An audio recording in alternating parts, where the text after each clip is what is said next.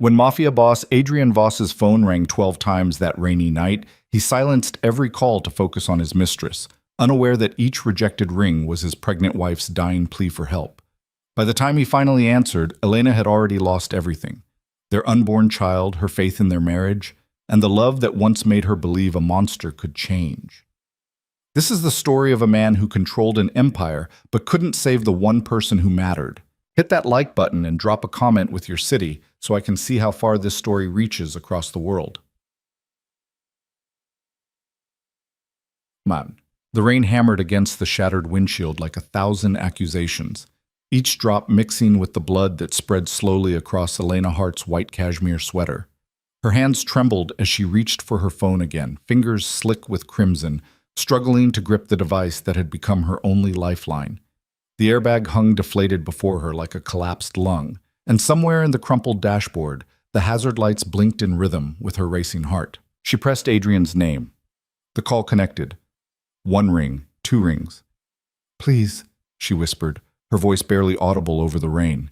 "Please, Adrian." 3 rings. 4. The metallic taste of blood filled her mouth. She couldn't tell if it came from the gash on her forehead or from somewhere deeper, somewhere she was too terrified to acknowledge. Pain radiated from her abdomen in waves that made her vision blur, but she forced herself to focus on the phone screen, on her husband's name glowing in the darkness.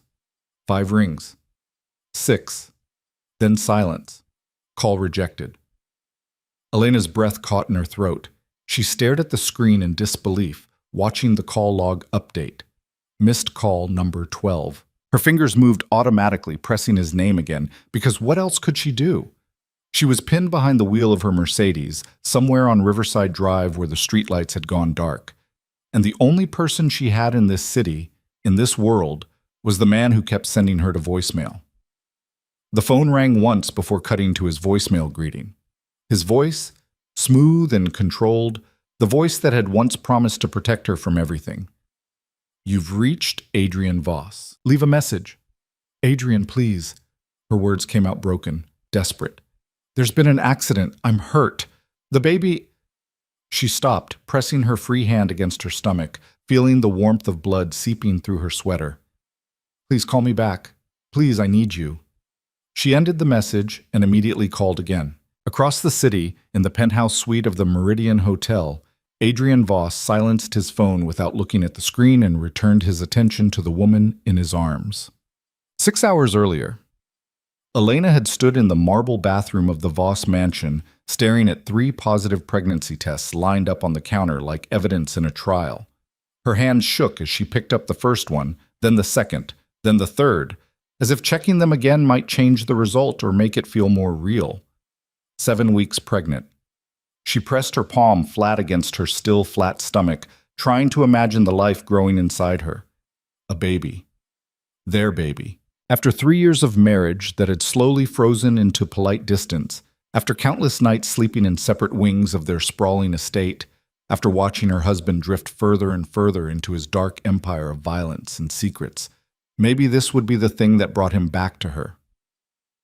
"Mrs. Voss?" The voice of Marta, their housekeeper, drifted through the bathroom door. "Mr. Voss called. He said he won't be home for dinner again." Elena closed her eyes, fighting back the familiar sting of disappointment. "Did he say where he'd be?" A pause. "No, ma'am. Just that it was business." Business. It was always business. The family business, the organization, the empire. Adrian's world had 1,000 names, all of them more important than she was. But this would change things. It had to. Elena gathered the pregnancy tests and placed them carefully in her purse. She would go to him, tell him in person, watch his face when she shared the news. Maybe she'd see a glimmer of the man she'd married 4 years ago, the one who'd swept into her quiet life like a storm and promised her everything. Before the late nights turned into absent nights, before the smell of unfamiliar perfume started clinging to his suits, before she'd learned to sleep alone in a bed meant for 2. She pulled out her phone and called Adrian's number. It rang 6 times before going to voicemail. "Adrian, it's me," she said, trying to keep her voice steady. "I need to see you tonight. It's important. Please call me back when you get this." She hung up and stared at herself in the mirror. At 31, Elena still looked young, though the past year had added shadows beneath her green eyes that no amount of concealer could hide. Her auburn hair fell in waves past her shoulders, and she was wearing one of the designer dresses Adrian's money had bought her, a beautiful cage made of silk and promises. When had she become this person? When had the girl who'd dreamed of becoming a teacher, who'd believed in love and happy endings, turned into a trophy wife who measured her worth in the return of her husband's phone calls? The baby, she reminded herself. Everything would change with the baby. Elena found Adrian's lieutenant, Marcus Chen, in the West Wing office reviewing shipping manifests. Marcus was a compact man in his 40s with sharp eyes and a sharper mind, one of the few people in Adrian's organization she actually trusted. Marcus, I need to know where Adrian is.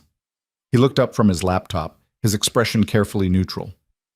Mrs. Voss, you know I can't. Please.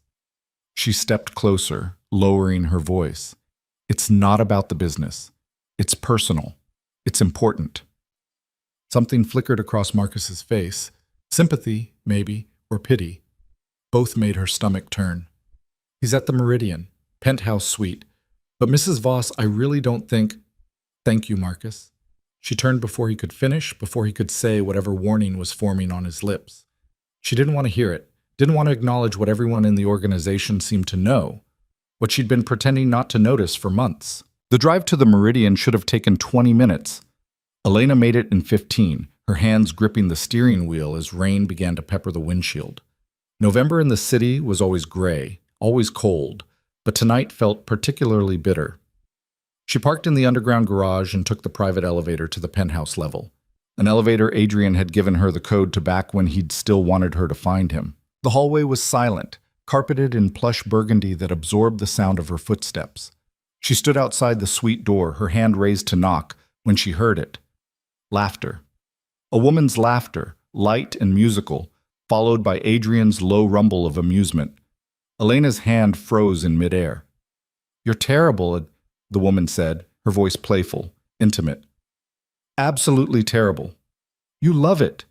Adrian's voice warm in a way it hadn't been with Elena in months. Her hand dropped to her side. She should walk away. She should leave and pretend she'd never come here, never heard this. But her feet remained rooted to the carpet as if the truth had nailed them in place. I should go, the woman said. You said you had a call at 8. I'll cancel it. What about your wife? The question hung in the air. Elena held her breath, waiting. She's not important right now. Adrian's voice was casual, dismissive. You are. The words hit Elena like a physical blow. She stumbled backward, her shoulder hitting the wall. Not important. After 3 years of marriage, after building her entire life around him, after carrying his child, she wasn't important. Her vision blurred with tears, but she blinked them back. No, she wouldn't cry in this hallway. Wouldn't give him the satisfaction, even if he never knew she'd been here. She turned and walked back to the elevator, each step measured and precise, her heels clicking against the floor like a countdown. In the elevator, she caught sight of her reflection in the polished doors, pale, shaking, her hand still clutched protectively over her stomach. The baby. Their baby. And he was in there with another woman, saying Elena wasn't important. Her phone buzzed. A text from Marcus. Mrs. Voss, please call me. She ignored it and stepped out into the garage. The rain had intensified, drumming against the concrete ceiling in a deafening rhythm. She sat in her car, hands on the steering wheel, trying to steady her breathing. What was she supposed to do now? Go home and wait for him like she always did? Pretend she didn't know? Raise their child in a house built on lies and infidelity? Her phone buzzed again. Another text from Marcus. Where are you? Please respond. Elena started the engine.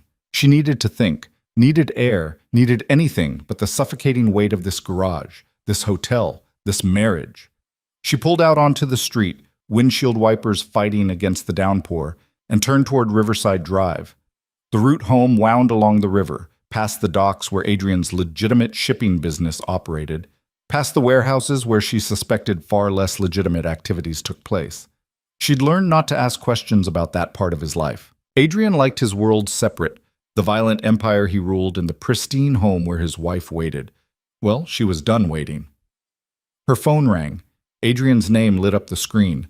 For a moment she considered answering. considered screaming at him, demanding explanations, making him acknowledge what he'd done. But what would be the point? He'd lie, smooth and practiced, and she'd want so desperately to believe him that she might let herself be fooled again. She rejected the call and immediately dialed her sister in Boston.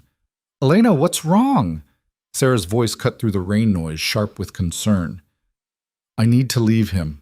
The words came out steady, final. "I need to leave Adrian." "Oh, honey, what happened?" "He's with someone else, right now, at a hotel, and I'm—" Her voice cracked. "I'm pregnant, Sarah. 7 weeks. Jesus, Elena. I can't do this anymore. I can't raise a child with a man who doesn't love me." "Then come home. Come back to Boston. You can stay with me and Tom as long as you need to." The offer wrapped around her like a lifeline. Boston. Home. Away from this city, this life, this marriage that was slowly killing her. "I will," Elena said. "I'll pack tonight. I'll drive up tomorrow." "Do you need me to come get you? Tom can leave right now, but—" "No, I'm fine. I just need to—" The headlights came out of nowhere. Elena saw them too late, high beams cutting through the rain like knives. The other car was in her lane, coming straight at her. And there was no time to swerve, no time to brake, no time to do anything but throw up her hands and scream. The impact was thunder and lightning combined. Metal shrieked against metal. Glass exploded. The world spun in a kaleidoscope of rain and darkness and pain, so much pain. And then everything stopped with a sickening crunch as her Mercedes wrapped itself around a light pole. Silence, except for the rain and the hiss of her dying engine. Elena's phone had flown somewhere during the crash. She could hear Sarah's tiny voice calling her name, distant and desperate. With trembling fingers, Elena felt across the deployed airbag, the cracked dashboard, until her hand closed around the phone. "Sarah?" Her voice came out wrong, wet and bubbling. "Elena! Oh my God, what happened? Elena!" "Accident." The word took tremendous effort. "Riverside Drive. Call Adrian." "I'm calling 911 right now. Stay with me, Elena. Stay on the line." But Elena had already hung up. She needed to call Adrian. Needed him to know what had happened. Needed him to care. Needed him to choose her over whatever he was doing in that hotel room. She dialed his number with shaking fingers. The phone rang. Once, twice, 3 times. "Come on," she whispered. "Please, Adrian. Please." 4 rings. 5. The call connected to voicemail. Depicted. Adrian Voss was a man accustomed to control. At 36, he commanded respect through a combination of strategic brilliance and carefully applied violence. His empire stretched across 3 states, moving everything from legitimate cargo to less discussable commodities. People feared him. Politicians courted him. Rival organizations either aligned with him or disappeared. But in this moment, in the penthouse suite of the Meridian Hotel, he felt something he rarely experienced: contentment. Vanessa Cole lay beside him, her dark hair spread across the pillow, her fingers tracing patterns on his chest. She was everything Elena wasn't: bold, dangerous, unafraid of his world. Where Elena had always wanted him to be softer, gentler, Vanessa appreciated exactly who he was. "Your phone keeps ringing," she murmured. "I know." He silenced it again without looking. If it was business, Marcus would handle it. If it was Elena, well, whatever she wanted could wait until he got home. "Don't you worry it might be important?" "Nothing's more important than this." Vanessa smiled and kissed him, and for a little while longer, Adrian Voss allowed himself to forget about the empire, the enemies, the wife he'd stopped loving months ago. His phone buzzed with a text, then another, then a call from Marcus that he rejected without a second thought. "You should get that," Vanessa said. "Your lieutenant doesn't usually call this late unless it's serious." With a sigh, Adrian picked up his phone. 12 missed calls from Elena, 6 texts from Marcus, each more urgent than the last. "Boss, call me." "Where are you?" "Emergency. Mrs. Voss is hurt. Hospital. Now." The words didn't make sense at first. Adrian read them again, his mind struggling to shift from contentment to crisis. Mrs. Voss, Elena. Hurt. Hospital. He called Marcus, who answered before the first ring finished. "Where the hell have you been?" Marcus's usual composure had cracked. I've been trying to reach you for 20 minutes. What happened? Car accident on Riverside Drive. Bad one. They've taken her to St. Catherine's. You need to get there now. Adrian was already moving, pulling on his clothes, his heart pounding in a way that had nothing to do with the woman still in his bed. How bad? Marcus hesitated. Bad enough that you should hurry. The emergency room at St. Catherine's Hospital was controlled chaos. Nurses moving with practiced efficiency. Doctors barking orders. Machines beeping their electronic symphonies. Adrian pushed through it all with the same force he brought to every obstacle in his life, Marcus at his shoulder, until a small woman in scrubs stepped into his path. Mr. Voss? Where is she? I'm Dr. Reeves. Your wife is in surgery right now. We're doing everything we can. What happened? Severe trauma from the accident. Head injury, internal bleeding, multiple fractured ribs. She's critical but stable. Dr. Reeves paused, her expression shifting to something gentler, more careful. Mr. Voss, I need to tell you something else. Your wife was pregnant. The word hit him like a bullet. What? About 7 weeks along. I'm very sorry, but we couldn't save the pregnancy. The trauma was too severe. Adrian stared at her, his mind unable to process the information. Pregnant. Elena had been pregnant. With his child. And he hadn't known. Hadn't answered her calls, hadn't been there when she was calling you. Marcus's voice came from beside him, quiet but heavy with accusation. All night, she was trying to reach you. Adrian looked down at his phone. 12 missed calls from Elena. He pressed the voicemail icon, put the phone to his ear. Adrian, please, there's been an accident. I'm hurt. The baby. Her voice was wet with pain and fear, and underneath it all, a desperate hope that he would answer, that he would come, that he would save her. Please call me back. Please, I need you. The message ended. There were 3 more. Adrian listened to all of them, each one more desperate than the last, his wife bleeding and trapped and calling for him while he'd been too busy fucking his mistress to even check his phone. When can I see her? His voice sounded strange to his own ears. After surgery. A few hours, most likely.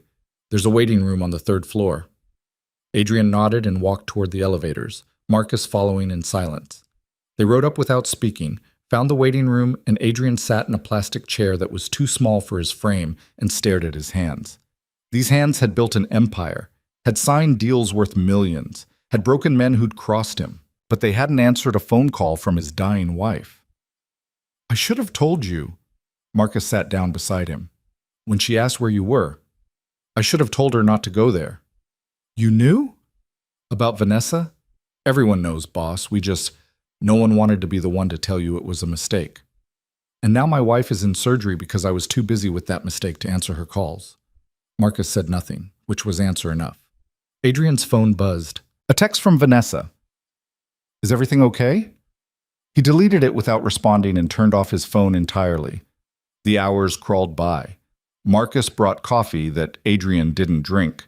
Nurses passed through with updates that meant nothing. Still in surgery, still critical, still fighting. Adrian watched the clock tick toward midnight, then past it, into the early hours of a new day that Elena might not see. At 2:47 a.m., Dr. Reeves appeared in the doorway. Adrian was on his feet before she could speak. How is she? The surgery went well. We've stabilized her, stopped the internal bleeding, addressed the head injury. She's being moved to ICU now. When can I see her? Soon. But Mr. Voss, you need to understand she's been through severe trauma, physically and emotionally. When she wakes up, she's going to need support, not stress. I'm her husband. Yes. Dr. Reeves met his eyes steadily. And she was calling you for help all night. While she was dying, the words hung between them like an indictment. Can I see her or not? Follow me. The ICU was quieter than the emergency room, filled with the soft beeps of monitors and the whisper of ventilators. Dr. Reeves led him to a room at the end of the hall and pushed open the door. Elena lay motionless in the hospital bed, her face pale against the white pillow, a bandage wrapped around her head. Tubes and wires connected her to machines that measured her heartbeat, her breathing, her grip on life. Her auburn hair had been matted with blood, now cleaned but still dull. Her hands rested on top of the blanket, small and fragile. Adrian approached slowly, as if she might break if he moved too quickly. He'd seen violence, had caused it, had become numb to blood and pain. But this was different. This was Elena, and the damage had been done by his neglect as surely as if he'd caused the accident himself. He pulled a chair beside the bed and sat down, taking her hand carefully in his. Her skin was cool, her fingers limp. "I'm sorry," he whispered. "I'm so sorry, Elena." She didn't respond, didn't move, just kept breathing in rhythm with the machines. Adrian sat there through the rest of the night, holding his wife's hand, listening to her breathe, and for the first time in his life, feeling completely powerless. Elena woke to white light and the smell of antiseptic. For a moment, she didn't remember, didn't understand why her body felt like it had been torn apart and stitched back together. Then it came rushing back. The rain, the headlights, the impact, the pain, the baby. Her hand moved to her stomach, flat and empty, and she knew. Even before the memories fully formed, she knew. "Elena," Adrian's voice. She turned her head slowly, fighting the wave of dizziness, and found him sitting beside her bed. He looked terrible, unshaved, his shirt wrinkled, his eyes red-rimmed with exhaustion or tears or both. "The baby," she whispered. His face crumpled. "I'm sorry. I'm so sorry." She closed her eyes, letting the grief wash over her. 7 weeks. Just long enough to hope. Just long enough to imagine a future that would never exist now. "You didn't answer." Her voice came out flat, emotionless. "I called you 12 times. I know. I was—" He stopped. "There's no excuse. You needed me, and I wasn't there." "Where were you?" He hesitated, and in that hesitation, Elena found her answer. "With her," she said. Not a question, a statement. "Elena, don't." She opened her eyes and looked at him, really looked at him, and saw a stranger. "I went to the Meridian. I heard you. You told her I wasn't important." Adrian's expression shifted from guilt to something else. Shame, maybe, or the closest he could come to it. "You were at the hotel?" "I was going to tell you about the baby. I thought—" She laughed, the sound bitter and broken. "I thought it would fix us. Make you love me again. Make you choose me." "I do love you. You love the idea of me. The trophy wife. The respectable face for your empire. But you never loved me, Adrian. Not really. If you had, you would have answered the phone." She watched him struggle for words. This man who always knew what to say, who commanded rooms with his presence. He had nothing now. No defense. No justification. "I lost our baby," Elena continued, her voice gaining strength even as tears slid down her cheeks. "While you were with your mistress. I was bleeding and dying and calling for you, and you couldn't be bothered to even check who was calling. Elena, please, get out." "What?" "Get out of my room. Get out of my life. I'm done, Adrian. I want a divorce." The words seemed to shock him more than anything else she'd said. "You don't mean that." "I've never meant anything more in my life." He stood abruptly, the chair scraping against the floor. "You're upset. You're grieving. You don't know what you're saying." "I know exactly what I'm saying. I want a divorce. I want you gone." "I won't give you one." His voice hardened, shifting back to the tone he used when giving orders. "You're my wife. That doesn't change because you're angry." "It changes because I don't love you anymore." She met his eyes, unflinching. "Whatever I felt for you died in that car last night, along with our baby." For a moment, she thought he might argue, might try to use his power or influence to force her compliance the way he forced everything else in his life. But something in her expression must have convinced him she was beyond threats. "We'll talk about this when you're better," he said finally. "We won't. I have nothing left to say to you." He stood there a moment longer, this powerful man rendered powerless by a woman in a hospital bed. Then he turned and walked out, the door closing behind him with a soft click. Elena lay back against the pillows, her hand still pressed to her empty stomach, and let herself cry. For the baby she'd lost, for the marriage that had been dead long before last night, for the girl she'd been 4 years ago who'd believed in fairy tales. That girl was gone now, died in a car crash on a rainy November night. But Elena Hart, the woman who remained, was done being ignored, done being unimportant, done being the wife of a man who couldn't be bothered to answer her calls. She was done, and for the first time in 3 years, that felt like freedom. The days blurred together in a haze of white walls and antiseptic smell. Elena floated between waking and sleeping, between pain medication and the sharper pain of grief that no drug could touch. Nurses came and went with practiced efficiency, checking vitals, administering medications, asking questions she answered in monosyllables.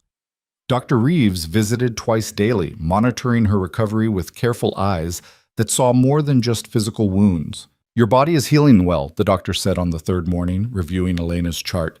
"The swelling in your brain has decreased significantly. We'll be moving you to a regular room this afternoon. When can I leave?" "Another week, possibly 2.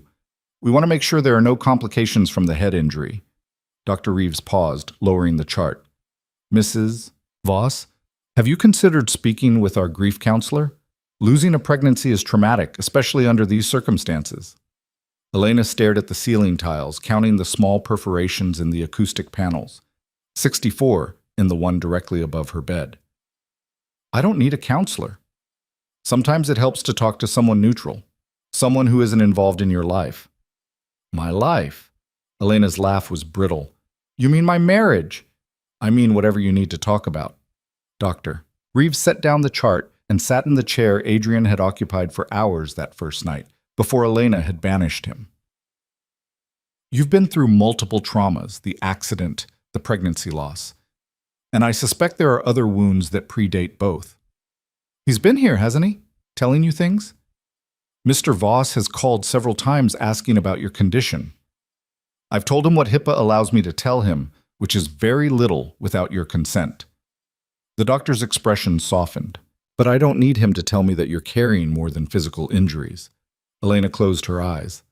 The problem with trauma, she was learning, was that it stripped away the comfortable lies people told themselves. She couldn't pretend anymore that her marriage had been slowly dying. It had been dead for months, perhaps longer, and she'd been performing CPR on a corpse. "I'll think about this counselor," she said, because it was easier than explaining that talking wouldn't change anything. Wouldn't bring back the baby. Wouldn't erase the sound of Adrian's voice saying she wasn't important. After Dr. Reeves left, Elena reached for her phone.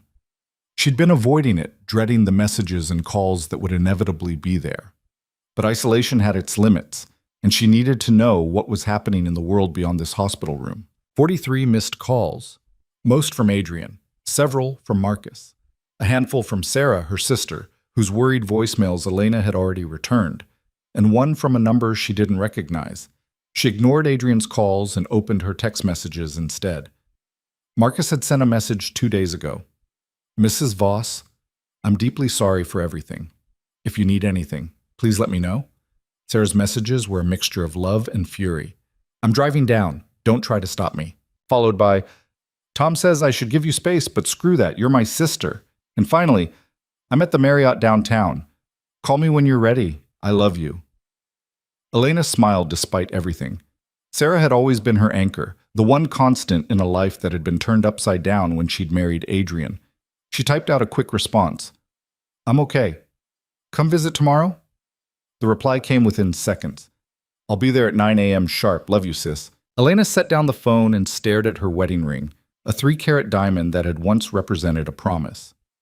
Now it felt like a shackle. She tried to pull it off, but her fingers had swollen slightly from the IV fluids.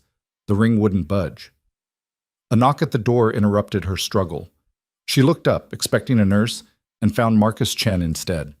He stood in the doorway holding a bouquet of white lilies, looking more uncomfortable than she'd ever seen him. For a man who negotiated with killers and coordinated criminal enterprises, he seemed utterly lost in a hospital room. "I know you probably don't want visitors," Marcus said, "but I needed to see that you were all right." "Did Adrian send you?" "No, he doesn't know I'm here." Marcus stepped inside, setting the flowers on the table beside her bed. "I came because I owe you an apology." "For what?" "For telling you where he was that night. If I'd refused, if I'd made up a lie, you wouldn't have driven to the Meridian. You wouldn't have been on Riverside Drive. This wouldn't have happened." Elena studied him carefully. Marcus had been with Adrian for over a decade, had risen through the ranks through loyalty and competence. She'd always sensed he disapproved of Adrian's affair, though he'd never said so directly. Now guilt was written across his features in lines she'd never noticed before. "This wasn't your fault," she said. "I would have found out eventually. Better to know the truth than live in denial. The truth destroyed your life." "My life was already destroyed. I just didn't want to see it." She gestured to the chair. "Sit down, Marcus. You're making me nervous hovering like that." He sat, his movements careful, controlled. "How are you feeling?" "Like I got hit by a car." The joke fell flat. "The doctors say I'll recover. Physically, anyway. And the baby?" "Gone." The word came out sharp, final, along with any illusions I had about my marriage. Marcus nodded slowly. "I'm sorry. For all of it." They sat in silence for a moment, the beep of monitors filling the space between them. Finally, Elena asked the question that had been gnawing at her since she'd woken up. "How long has he been seeing her?" Marcus hesitated. "Mrs. Voss, please. I need to know. How long?" He let out a long breath. 6 months, maybe 7. 7 months. Half a year of lies, of late nights explained away as business, of perfume she'd pretended not to smell. 7 months while she'd been sleeping alone, eating dinner alone, building a life alone while legally bound to a man who was building his life with someone else. "Why didn't you tell me?" "It wasn't my place, and honestly I kept hoping it would end, that he'd come to his senses." Marcus leaned forward, his expression earnest. "You're a good woman, Mrs. Voss. Better than any of us deserve. Adrian was lucky to have you, and he was too stupid to realize it." "Was?" Elena caught the past tense. "You think it's really over?" "I think you told him you wanted a divorce, and I think you meant it. That makes it over, regardless of what he wants." "He'll fight it. You know he will." "Probably. Adrian doesn't like losing." Marcus pulled an envelope from his jacket pocket. "Which is why I brought you this." Elena took the envelope, her fingers trembling slightly. Inside was a business card for a law firm she didn't recognize. "What is this?"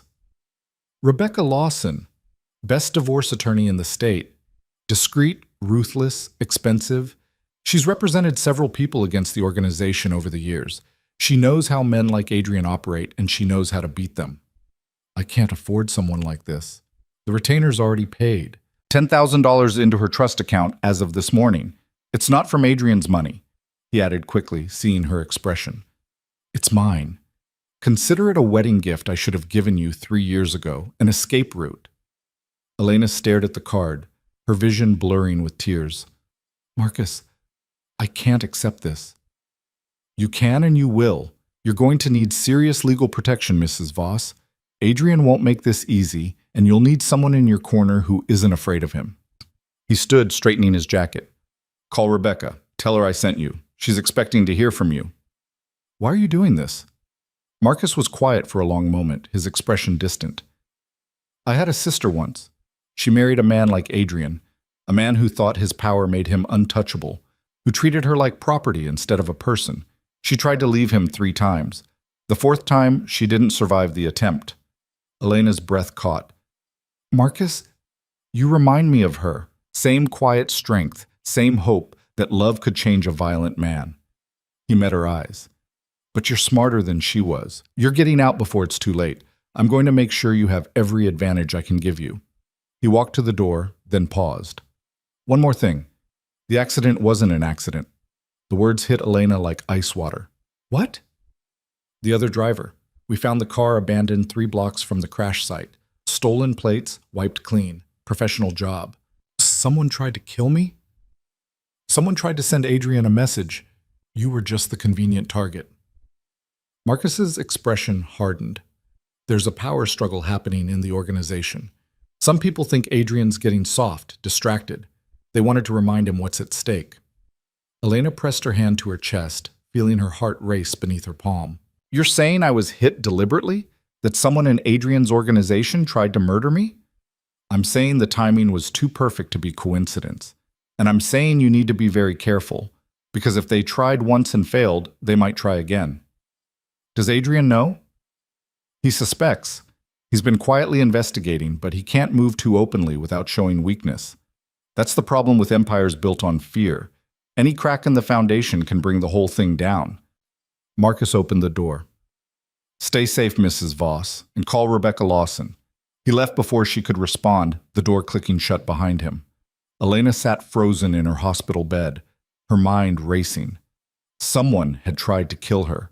Not random violence, not a drunk driver or a mechanical failure, but a deliberate attack designed to hurt Adrian through her. She'd known intellectually that Adrian's world was dangerous, but she'd always existed on the periphery of it, protected by her ignorance and his desire to keep his world separate. But now those worlds had collided, and she'd nearly died in the impact. Her phone buzzed. A text from an unknown number. This is Rebecca Lawson. Marcus Chen contacted me regarding your case. I'm available to meet whenever you're ready. Take care of yourself. Elena stared at the message, then at the business card still clutched in her hand. The smart thing would be to wait, to heal physically before diving into the emotional battlefield of divorce proceedings. But Marcus's words echoed in her mind. They might try again. She needed protection, and not the kind Adrian could provide. She needed legal protection, financial independence, a way out that didn't require his permission or his mercy. She typed back, "Can you come to street? Catherine's hospital?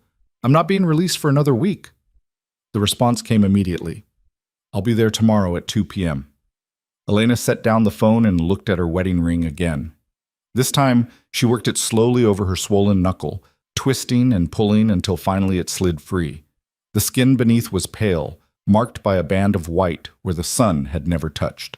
She dropped the ring into the drawer of her bedside table and closed it with a decisive click. The next morning brought Sarah exactly at 9 as promised. Her sister burst through the door like a tornado of righteous fury, her blonde hair pulled back in a messy ponytail, her eyes blazing. "Let me see him," Sarah demanded before Elena could even say hello. "Let me see the bastard who did this to you so I can kill him myself." "Sarah, don't Sarah me. You almost died, Elena. You lost your baby. And where was your devoted husband, screwing his mistress and ignoring your calls?" She paced the small room like a caged lion. "I told you not to marry him. I told you he was dangerous, but did you listen? No, you were too in love with the idea of being swept off your feet by a powerful man." "You're right." Sarah stopped mid-pace. "What?" "You're right. About all of it. I should have listened to you." Elena patted the bed beside her. "Now stop yelling and come here. I need my big sister, not my prosecutor." Sarah's anger melted into concern. She sat on the edge of the bed and pulled Elena into a careful hug, mindful of the bruises and bandages. "I'm sorry. I'm so sorry this happened to you." They held each other while Elena cried, the kind of crying she'd been holding back for days, deep, wrenching sobs that came from somewhere beyond the physical pain. Sarah stroked her hair and made soothing sounds, the same way she had when they were children, and Elena had nightmares. "I wanted the baby so badly," Elena whispered when she could speak again. "I thought it would fix everything. Make him love me again." "Oh, honey, a baby can't fix a broken marriage. It just gives you one more thing to lose." "I know that now." Elena pulled back, wiping her eyes. "I'm leaving him. I'm filing for divorce." Sarah's expression shifted from sympathy to fierce approval. "Good. It's about damn time." "I'm meeting with a divorce attorney this afternoon. Marcus set it up." "Marcus? Adrian's lieutenant?" He's been helping me. I think he feels guilty about what happened." Elena explained about the retainer, the lawyer, Marcus's revelation about his sister. Sarah listened intently, her expression growing darker with each detail. "So not only is Adrian a cheating bastard, but someone in his organization tried to kill you?" "Marcus thinks they were trying to send Adrian a message." "Jesus, Elena, you need to get out of this city. Come back to Boston with me. Today." "I can't leave yet. The doctors want to monitor me for at least another week, and I need to start the divorce proceedings while I have momentum. If I run now, Adrian will interpret it as weakness. He'll come after me." "Then let him come. Tom has a lawyer friend who—" "I need someone who understands Adrian's world, someone who knows how to fight dirty." Elena squeezed her sister's hand. "I appreciate the offer, I really do. But I have to do this right. I get one chance to break free, and I can't mess it up. Sarah studied her for a long moment. You've changed, even in the past few days. You're different. I died in that car, Sarah, or at least the version of me that was willing to accept scraps of affection and call it love. The woman who survived isn't going to make the same mistakes. I'm proud of you. Sarah's voice cracked with emotion. Terrified but proud. They spent the rest of the morning talking, carefully avoiding topics that were too heavy. Sarah told stories about her kids, about Tom's latest attempt at home improvement that had nearly flooded their basement, about the neighbor's dog who kept escaping and showing up in their backyard. Normal, mundane details of a normal, mundane life. The kind of life Elena had given up when she'd married into Adrian's world. At 1:30, Sarah left to grab lunch, promising to return by 3. Elena used the time to prepare herself mentally for Rebecca Lawson's arrival. She changed out of her hospital gown into the clothes Sarah had brought, real clothes that made her feel more like herself and less like a patient. She brushed her hair, careful around the bandage, applied a little makeup to cover the worst of the bruising. She was studying her reflection in the bathroom mirror when a knock sounded at the door. "Come in," Elena called, assuming it was a nurse. Instead, Vanessa Cole walked into the room. Elena recognized her immediately from social media stalking she'd done months ago, when she'd first suspected Adrian's infidelity. Vanessa was beautiful in a sharp, dangerous way. Dark hair cut in a severe bob, red lipstick, a black dress that probably cost more than most people's monthly rent. She moved with the confidence of someone who'd never been told no. "Hello, Elena." Vanessa's voice was smooth, cultured. "I hope I'm not intruding." Elena's hands clenched the edge of the sink. "What are you doing here?" "I wanted to meet the woman who's been taking up so much of Adrian's emotional energy lately." Vanessa leaned against the doorframe, utterly at ease. "He's been quite distracted, guilty. It's not a good look on him." "Get out." "In a moment. First, I think we should have a conversation, woman to woman." "We have nothing to talk about." "I disagree. We have quite a lot to talk about, actually. Starting with the fact that you're trying to divorce a man who doesn't believe in letting go of his possessions." Vanessa walked further into the room, her heels clicking on the linoleum. "Adrian told me what you said, about wanting out. He thinks you're grieving, that you'll change your mind once you've had time to process everything." "He's wrong." "Is he?" "Because from where I'm standing, you look like a woman who's made her entire identity around being Mrs. Adrian Voss. Take that away and what are you? A 31-year-old with no career, no income, no power. Just another woman who bet on the wrong man." The words were designed to hurt, and they did. But Elena had learned something in the past few days about pain. It could either destroy you or forge you into something stronger. "You're right," Elena said calmly. "I am just another woman who bet on the wrong man. But at least I'm smart enough to walk away when I realize my mistake. Unlike you, who's apparently willing to settle for being the other woman." Vanessa's smile tightened. "I'm not the other woman. I'm the woman he actually wants. You're just the trophy he married before he knew better." "Then you can have him. I'm done fighting for a man who isn't worth the effort." "How noble, how dignified." Vanessa stepped closer, her expression hardening. "But let me give you some advice, Elena. Adrian Voss doesn't lose. Not territory, not power, and certainly not wives. You can file all the divorce papers you want, but he'll never let you go. Because you're his, and he doesn't give up what's his. I'm not his property. Aren't you? Look around, Elena. This room, that hospital bed, the clothes you're wearing, all paid for with Adrian's money. Money earned through violence and crime. You've been living off blood money for 3 years, enjoying the lifestyle it provided while pretending not to know where it came from. You're just as complicit in his world as I am." The accusation stung because it carried truth. Elena had known, or at least suspected, that Adrian's wealth came from illegal activities. She'd chosen to look away, to accept the comfort and security without asking uncomfortable questions. "You're right," Elena said quietly. "I turned a blind eye. I let myself be bought with houses and cars and jewelry. But I'm done with that now. I'm done with all of it. And what will you do instead? Go back to teaching elementary school? Live in a tiny apartment, budgeting for groceries? You've tasted the good life, Elena. You really think you can go back to being ordinary?" "I'd rather be ordinary and free than extraordinary and trapped." Vanessa laughed. the sound sharp and bitter. You really believe that, don't you? You think leaving Adrian will set you free, but you don't understand him the way I do. Adrian doesn't forgive disloyalty, and divorce, in his mind, is the ultimate betrayal. Then he shouldn't have betrayed me first. He didn't betray you. He just found someone better suited to his world, someone who doesn't flinch when he comes home with blood on his hands, someone who understands that power requires sacrifice. Vanessa's expression softened into something almost pitying. You were never going to be enough for him, Elena. You're too soft, too naive, too desperate for a fairy tale that doesn't exist. The door opened behind Vanessa, and a woman's voice cut through the tension like a knife. I'm going to give you exactly 5 seconds to leave this room before I call security and have you arrested for harassment. Elena looked past Vanessa to see a tall woman in her 50s standing in the doorway. She had silver hair cut short, sharp features, and the kind of presence that demanded immediate attention. This, Elena knew instinctively, was Rebecca Lawson. Vanessa turned, sizing up the newcomer. And you are? Mrs. Voss's attorney, which means you're trespassing and threatening my client. Security? Rebecca called down the hallway. We need someone in room 412 immediately. For a moment, Vanessa looked like she might argue. Then she smiled, cold and calculated, and turned back to Elena. Think about what I said. Adrian isn't going to let you go. And when he fights to win, no matter who gets hurt in the process.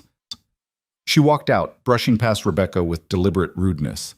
2 security guards appeared seconds later, and Rebecca gave them a brief description of Vanessa with instructions not to allow her back in the building. Once they were alone, Rebecca closed the door and turned to Elena with concern. Are you all right? Elena sank down on the edge of the bed, her legs suddenly unsteady. That was Vanessa Cole, Adrian's mistress.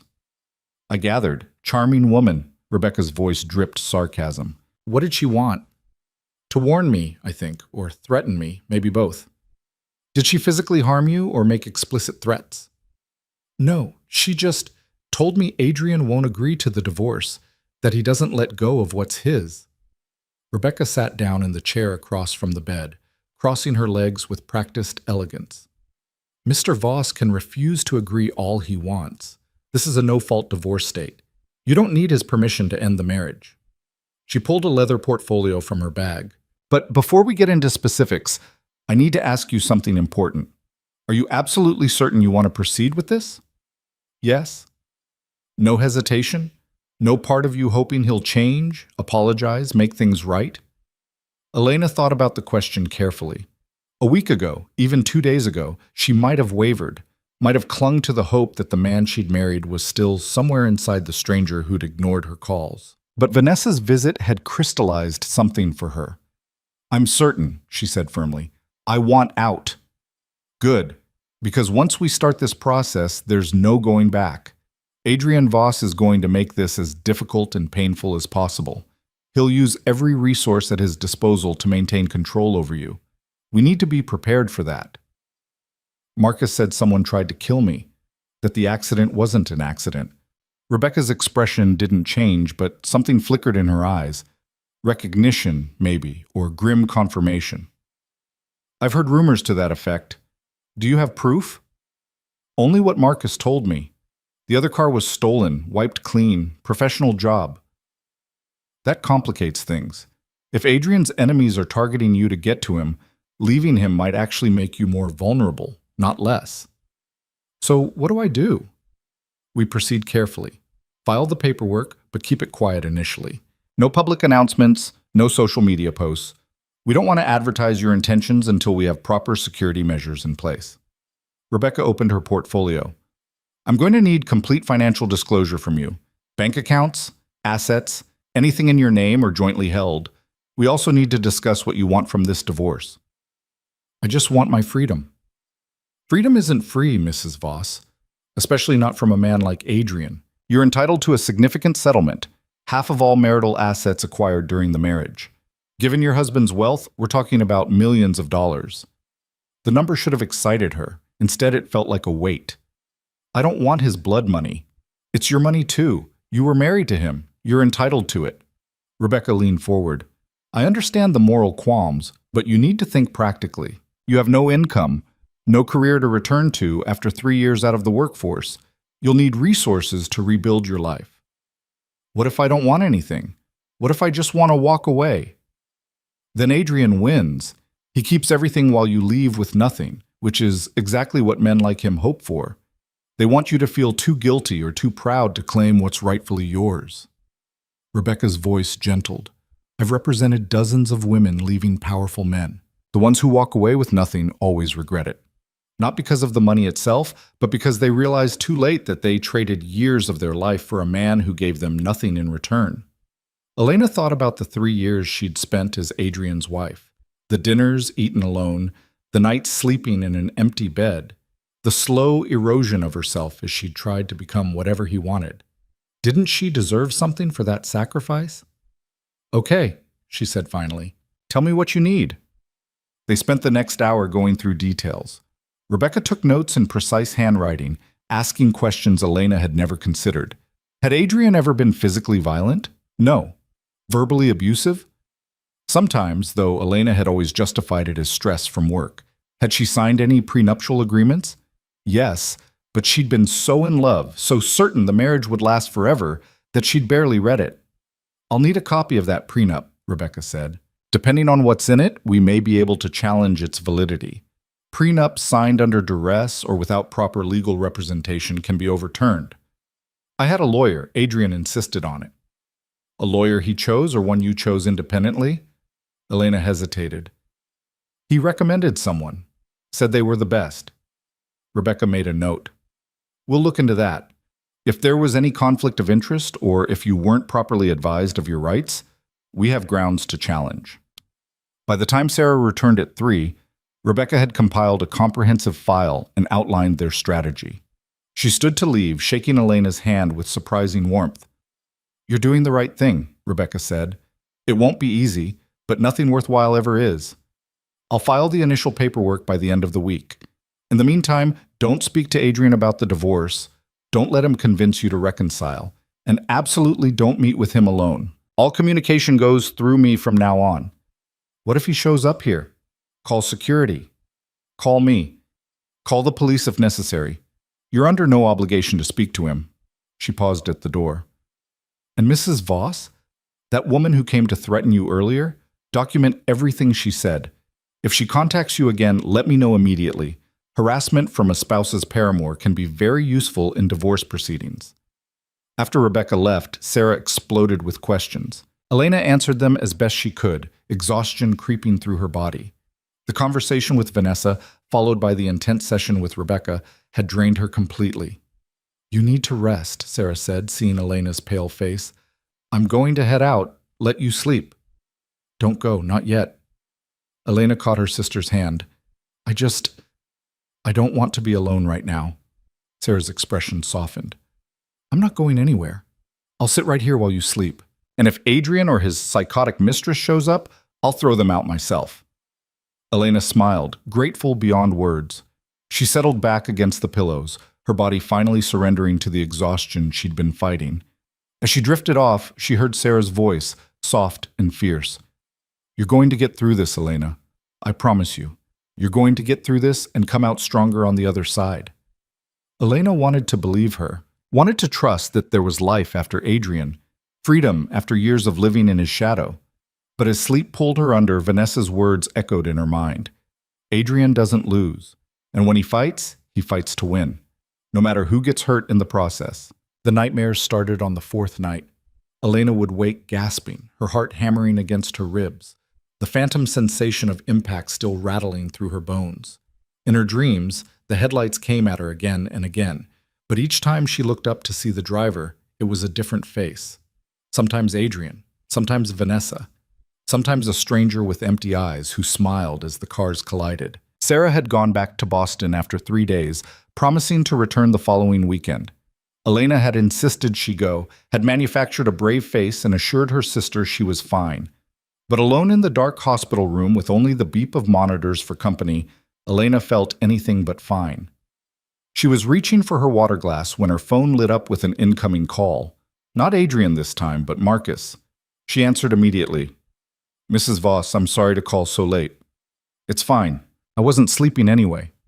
She sat up, wincing at the pull of healing ribs. What's wrong? Marcus's hesitation told her everything. Adrian knows about Rebecca Lawson. He knows you're filing for divorce. Elena's stomach dropped. How? He has people everywhere. Someone saw Rebecca leaving the hospital, made a few calls, put it together. Marcus's voice was tight with tension. He's on his way to see you right now. I tried to talk him out of it, but he's not listening. You need to be prepared. Rebecca said I shouldn't speak to him alone. Then don't. Call security. Have them keep him out. But Mrs. Voss, you need to understand something. Adrian is not himself right now. He's angry and desperate, and that makes him unpredictable. The line went dead. Elena sat frozen for a moment, then scrambled for the call button. A nurse appeared within seconds, a young woman with kind eyes and quick hands. I need security, Elena said, trying to keep her voice steady.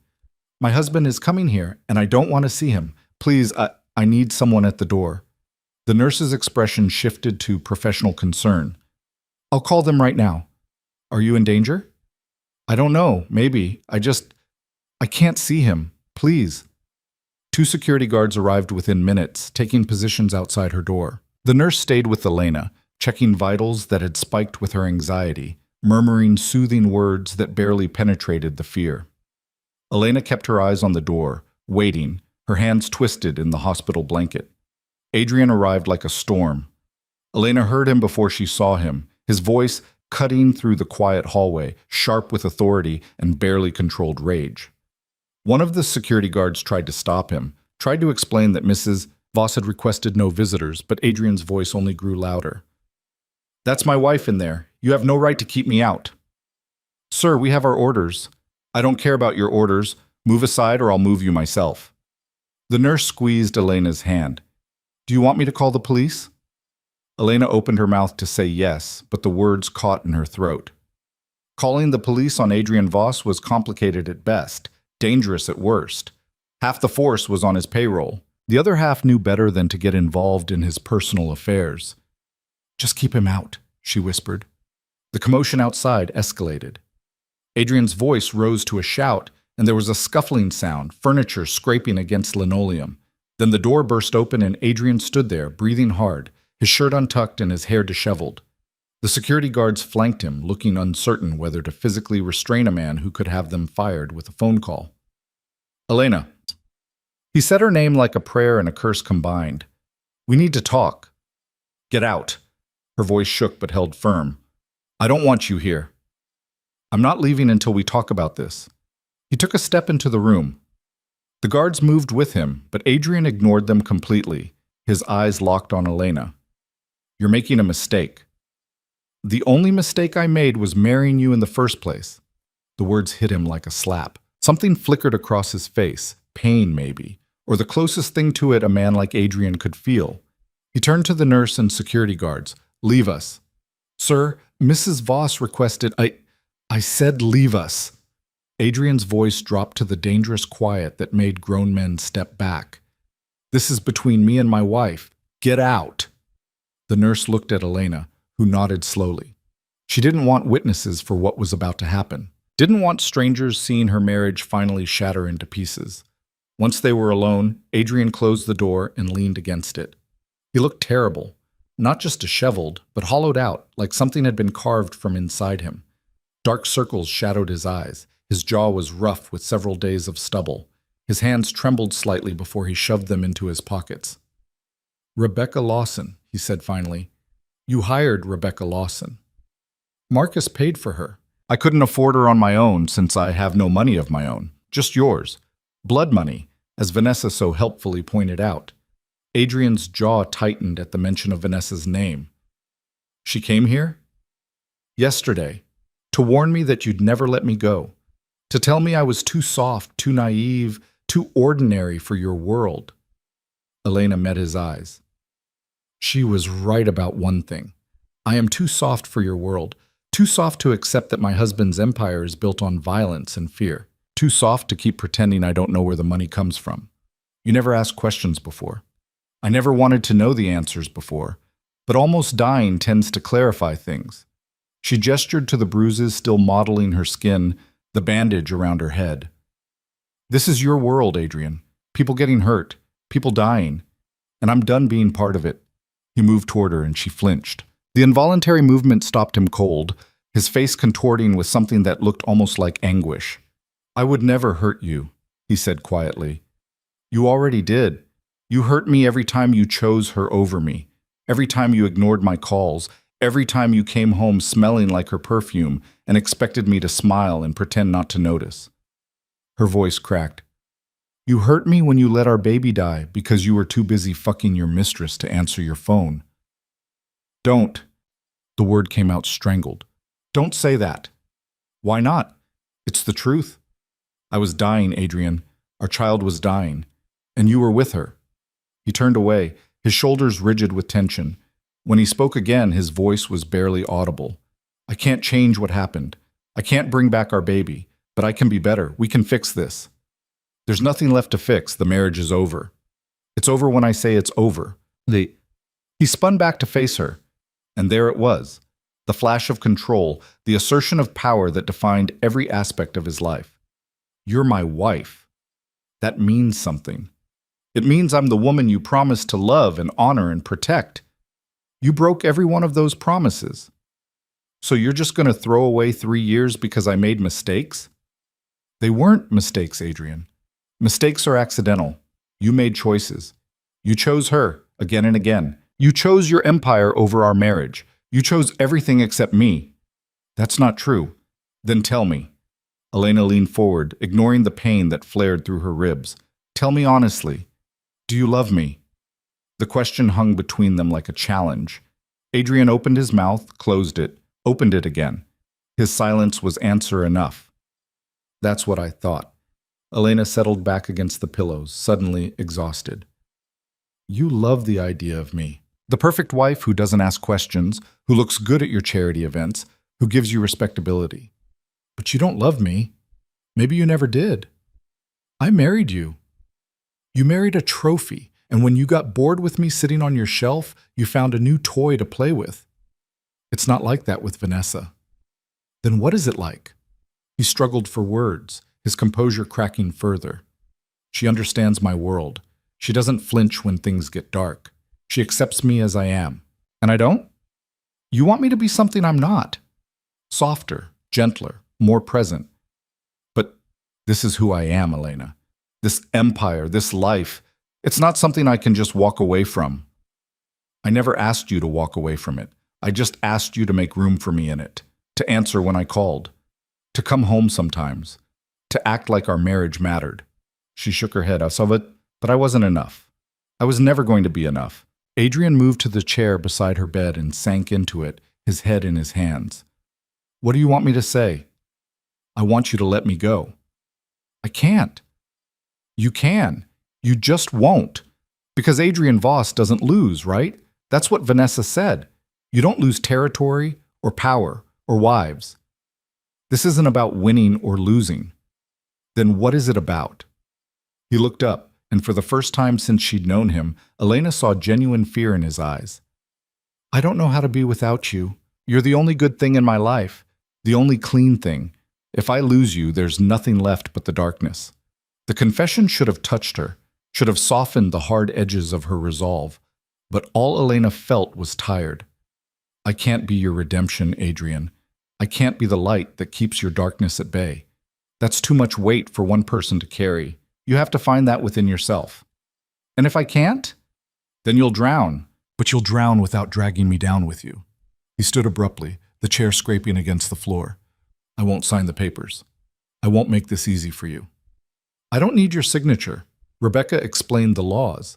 I can divorce you whether you agree or not.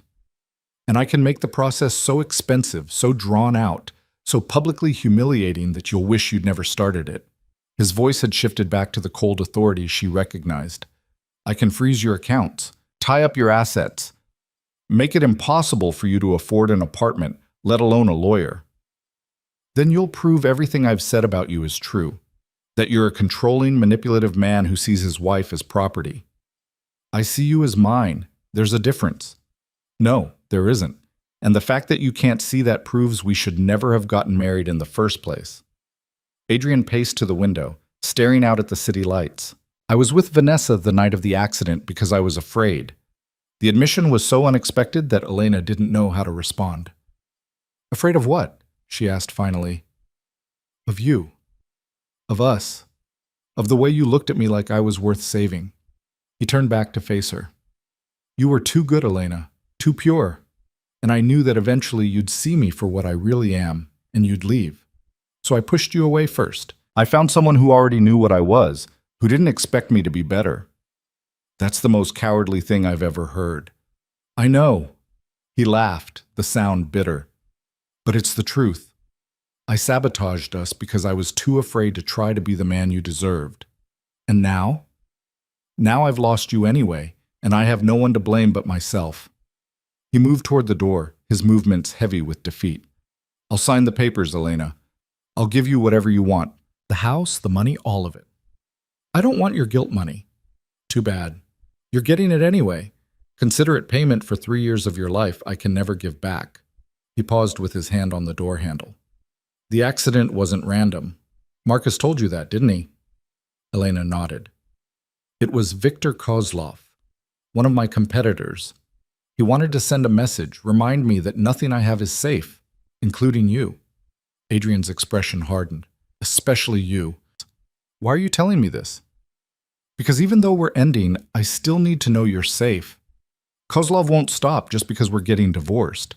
If anything, it might make you more of a target, a vulnerability he can exploit. Then what do I do? You let me protect you, not as your husband, but as someone who owes you a debt I can never repay. He opened the door. I'll have Marcus assign security to you, 24-hour protection until we neutralize the threat. I don't want your men following me around. You don't get a choice in this. Kozlov plays for keeps, and I won't let him hurt you again. Not on my watch. Adrian stepped into the hallway, then looked back one last time. I'm sorry, Elena, for all of it. I know that doesn't change anything, but I need you to know that I'm sorry. Then he was gone, leaving Elena alone with her thoughts and the ghost of a marriage that had died long before the accident made it official. The following days passed in a blur of medical tests and legal paperwork. Dr. Reeves finally cleared Elena for discharge on the condition that she take it easy, attend follow-up appointments, and watch for signs of complications. Rebecca Lawson sent over preliminary divorce documents for Elena's review, along with a note that Adrian's lawyers had already reached out expressing willingness to negotiate. Sarah returned as promised to help Elena move into a temporary apartment Rebecca had helped secure, a modest 2-bedroom in a building with good security, far enough from the Voss mansion that Elena could breathe but close enough to her lawyer's office for easy meetings. The apartment was nothing like the sprawling estate she'd shared with Adrian, but it felt like a palace nonetheless. It was hers, her space, her choice. Marcus arranged for 2 bodyguards, professional and discreet, who took shifts watching her building. Elena hated the reminder that she needed protection, but she hated the idea of Viktor Kozlov getting another chance at her even more. 2 weeks after leaving the hospital, Elena sat in Rebecca Lawson's downtown office, reviewing the proposed settlement. The numbers were staggering. Adrian was offering her $8 million, the Hamptons beach house, and a trust fund that would generate substantial income for the rest of her life. This is incredibly generous, Rebecca said, studying the documents. Suspiciously generous, actually. I expected him to fight harder. He said he owed me a debt. A debt of $8 million. Either he feels extraordinarily guilty, or he's trying to buy your silence about something. Elena thought about Adrian's empire, the illegal activities she'd turned a blind eye to for 3 years. Maybe both. Well, regardless of his motivations, I recommend you take it. This kind of settlement would usually require months of negotiation. The fact that he's offering it up front is remarkable. What about the prenup? Functionally worthless, as it turns out.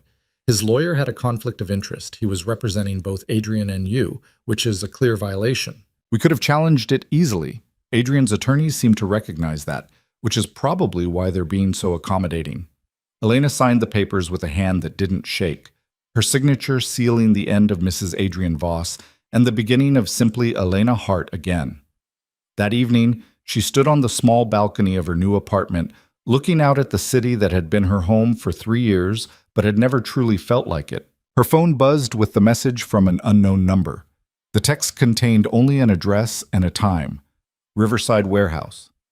Midnight. Come alone.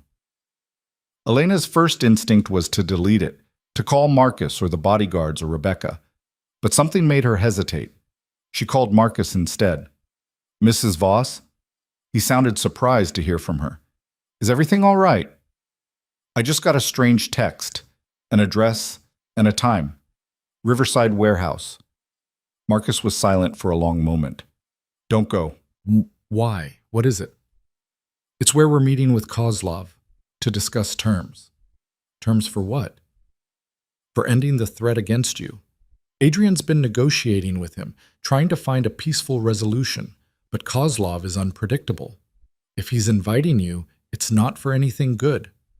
Maybe I should be there. Maybe if he sees I'm not part of Adrian's life anymore.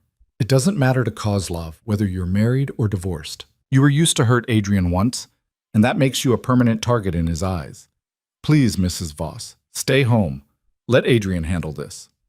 Elena ended the call, but she couldn't shake the feeling that she needed to be there, that her future, her safety, was being decided by men in a warehouse, and she deserved to have a say in it. At 11:30, she slipped out of her apartment through the service entrance, avoiding the bodyguards stationed in the lobby. She took a cab to within 3 blocks of Riverside Warehouse, then walked the rest of the way, her heart pounding with each step. The warehouse loomed against the night sky, dark and imposing. A few cars were parked outside, expensive sedans that screamed money and power. Elena recognized Adrian's Mercedes among them. She was about to approach when a hand clamped over her mouth from behind, pulling her into the shadows. She struggled, trying to scream, but the grip was iron strong. Quiet, Mrs. Voss. The voice was unfamiliar, accented, Russian, maybe. I'm not going to hurt you, not yet. The hand released her mouth, and Elena spun to face her attacker. He was a large man with a scarred face and cold eyes, flanked by 2 others who looked equally dangerous. Viktor Kozlov wants to meet you, the man said. Consider this your invitation. They led her toward the warehouse, not roughly but with undeniable force. The door opened into a vast space filled with shipping containers and industrial equipment. In the center, under harsh fluorescent lights, stood Adrian and Marcus, facing a group of men Elena didn't recognize. Adrian saw her first. The color drained from his face. Elena, what the hell are you doing here? She received my invitation, a new voice said, smooth and cultured. A man stepped forward from the group, tall, impeccably dressed, with silver hair and a smile that never reached his eyes. Viktor Kozlov. I thought she deserved to be part of this conversation since she's the reason we're all here. She has nothing to do with this, Adrian said, his voice tight with barely controlled rage. This is between you and me. But she's the leverage, isn't she? The weak point in the great Adrian Voss's armor. Kozlov circled Elena slowly, studying her like a piece of art. Such a pretty thing. No wonder you were distracted enough to let your guard down. Don't touch her. I wouldn't dream of it. Not when she's worth so much more alive. Kozlov stopped in front of Elena, tilting his head.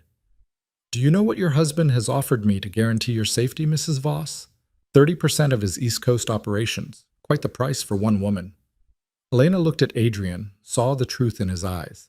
He was willing to give up 1/3 of his empire to protect her, even now, even after everything. I'm not his wife anymore, she said, finding her voice. We're getting divorced. I'm not part of his world. I'm not his weakness. Kozlov laughed. Oh, my dear, you'll always be his weakness. Divorce papers don't change that. The way he looks at you right now proves it. Then you're wasting your time. Use me to hurt him, and all you'll do is make him angry. Let me go, and you lose nothing. She's right, Adrian said. Elena is off the table. You want concessions? Fine, we can negotiate. But she walks out of here untouched, or this ends very differently than either of us wants. Kozlov considered this, his expression unreadable. Then he smiled. You know what I think, Adrian? I think you're bluffing. I think you'd burn down half the city to keep her safe. So here's my counteroffer. 50% of your operations, or I put a bullet in her head right now and we skip the negotiations entirely. The warehouse went silent. Elena could hear her own heartbeat, could feel the weight of every eye in the room on her. Adrian's hand moved toward his jacket, where she knew he kept a gun. "Don't," Kozlov warned. "My men have orders to shoot her first if you draw, so let's all stay calm and discuss this like civilized people." 50% is more than half my empire, Adrian said slowly. "You're asking me to give you control. I'm asking you to choose. Your empire or her life seems like a simple decision to me." Elena watched Adrian's face, saw the war playing out behind his eyes. This was everything he'd built, everything he'd fought for, the power and respect that defined him. And Kozlov was asking him to hand it over for a woman he was divorcing. "Take it," Elena said quietly. Adrian's eyes snapped to hers. "What?" "Give him what he wants. It's not worth my life. It's not worth anyone's life." "Elena!" "Please, Adrian, just let him win. Let it go." For a long moment, the warehouse was perfectly still. Then Adrian turned back to Kozlov. "You want 50%? Fine. You've got it. But this ends tonight. No more threats, no more attempts on her life. She's off limits permanently, or so help me. I'll burn everything we've both built to ash and make sure you die in the flames." Kozlov extended his hand. "We have a deal, Mr. Voss." They shook, sealing an agreement that shifted the balance of power in the criminal underworld. Kozlov's men released Elena, and she stumbled toward Marcus, who steadied her with a gentle hand on her elbow. "Take her home," Adrian told him. "Make sure she gets there safely." "What about you, boss? I need to finish here. Draw up the paperwork, make it official." Adrian looked at Elena one last time, his expression unreadable. "Goodbye, Elena." The finality in his voice made it clear this was more than just ending a meeting. This was goodbye to everything they'd been, everything they might have been. Marcus led Elena out of the warehouse and into the waiting car. As they pulled away, she looked back to see Adrian still standing under those harsh lights, a king who'd just given away half his kingdom. For her, for a woman who didn't want to be his anymore. The realization hit her like a wave. Adrian had meant what he said. He did love her, in his own broken way. Just not enough to be better, not enough to change, only enough to sacrifice his empire to keep her alive. It was the saddest kind of love story. The kind where love existed but wasn't sufficient. Where caring about someone didn't translate to being good for them. "He'll recover," Marcus said quietly, reading her expression. "Adrian always does. He'll rebuild what he lost." "Will he?" "Men like him always land on their feet. It's people like you and me who carry the scars." Marcus pulled up to her apartment building. "For what it's worth, I think you're doing the right thing. Leaving, starting over. You deserve better than the half-life he was giving you." "Thank you, Marcus. For everything." He nodded. "The bodyguards will stay until we're certain Kozlov keeps his word. After that, you'll be free. Truly free." Elena climbed out of the car and rode the elevator to her apartment, her mind replaying the scene in the warehouse over and over. She'd seen Adrian make a choice tonight, had seen him value her life over his empire. It should have felt like a victory. Should have felt like validation. Instead, it just felt sad. She changed into pajamas and climbed into bed, pulling the covers up to her chin. This bed was smaller than the one she'd shared with Adrian, the mattress firmer, the sheets less expensive. But it was hers. Her bed. Her apartment. Her life. Tomorrow, Rebecca would call with news about the final divorce settlement. Next week, the papers would be signed, making the end official. Next month, she'd start looking for a teaching position, rebuilding the career she'd abandoned for marriage. Next year, maybe the nightmares would stop. Elena closed her eyes and tried to imagine that future, a life where she wasn't defined by being Adrian Voss's wife, where her worth wasn't measured by his attention or lack thereof. It was hard to picture, like trying to see through fog, but it was there, waiting. A life that belonged entirely to her. She just had to be brave enough to claim it. The divorce papers arrived by courier on a gray morning 3 weeks later. Elena signed them at her kitchen table, her hand steady, her coffee growing cold beside her. Rebecca had warned her this moment might feel anticlimactic after all the drama, the accident, the hospital confrontation, the warehouse showdown with Kozlov. And she was right. There was no thunder, no dramatic music, no sense of triumph or tragedy. Just Elena's signature next to Adrian's, ending what should never have begun. She slid the papers back into their envelope and set them by the door for the courier to collect. Then she sat in the silence of her apartment, waiting to feel something. Relief, maybe. Or grief. Or the lightness that was supposed to come with freedom. Instead, she felt hollow. Her phone rang. Sarah's number flashed across the screen. "Did you sign them?" her sister asked without preamble. "Just now." "How are you feeling?" "I don't know, empty, I think." "That's normal. You've been running on adrenaline for weeks. Now that it's done, the crash comes." Sarah's voice softened. "Come to Boston, Elena. Stay with us for a while. The kids miss their aunt, and you could use some distance from that city." "I can't. Not yet." Elena stood and walked to the window, looking down at the street below, where one of Marcus's men sat in a parked car, still watching. "There's something I need to do first. Please tell me you're not going to see Adrian." "No, I'm going to see Marcus." Elena had been putting this off for days, but it needed to happen. He's been protecting me, helping me, and I never properly thanked him. I owe him that much. "Just be careful. That whole world is dangerous, Elena. Even the people who seem like allies." After hanging up, Elena texted Marcus asking to meet. His response came within minutes. Riverside Cafe. 2 hours. The cafe was a small place tucked between warehouses, the kind of establishment that catered to dock workers and truckers. Elena felt conspicuous in her tailored coat and designer boots, remnants of her life as Mrs. Voss that she hadn't yet replaced. Marcus sat in a corner booth, a cup of coffee untouched in front of him. "Mrs. Voss?" He stood as she approached, ever formal despite everything. "Please sit." "It's just Elena now. The divorce is final as of this morning." Something flickered across his face. Approval, maybe, or satisfaction. "How does it feel?" "Strange. Like waking up from a dream and not quite remembering who you were before you fell asleep." She ordered coffee from a waitress who looked like she'd seen everything and been impressed by nothing. "I wanted to thank you, for the lawyer, for the protection, for everything. You didn't have to help me." "I did, though. I told you about my sister. I wasn't going to watch another woman get destroyed by a man like Adrian." "Is he really like that? Destructive, I mean.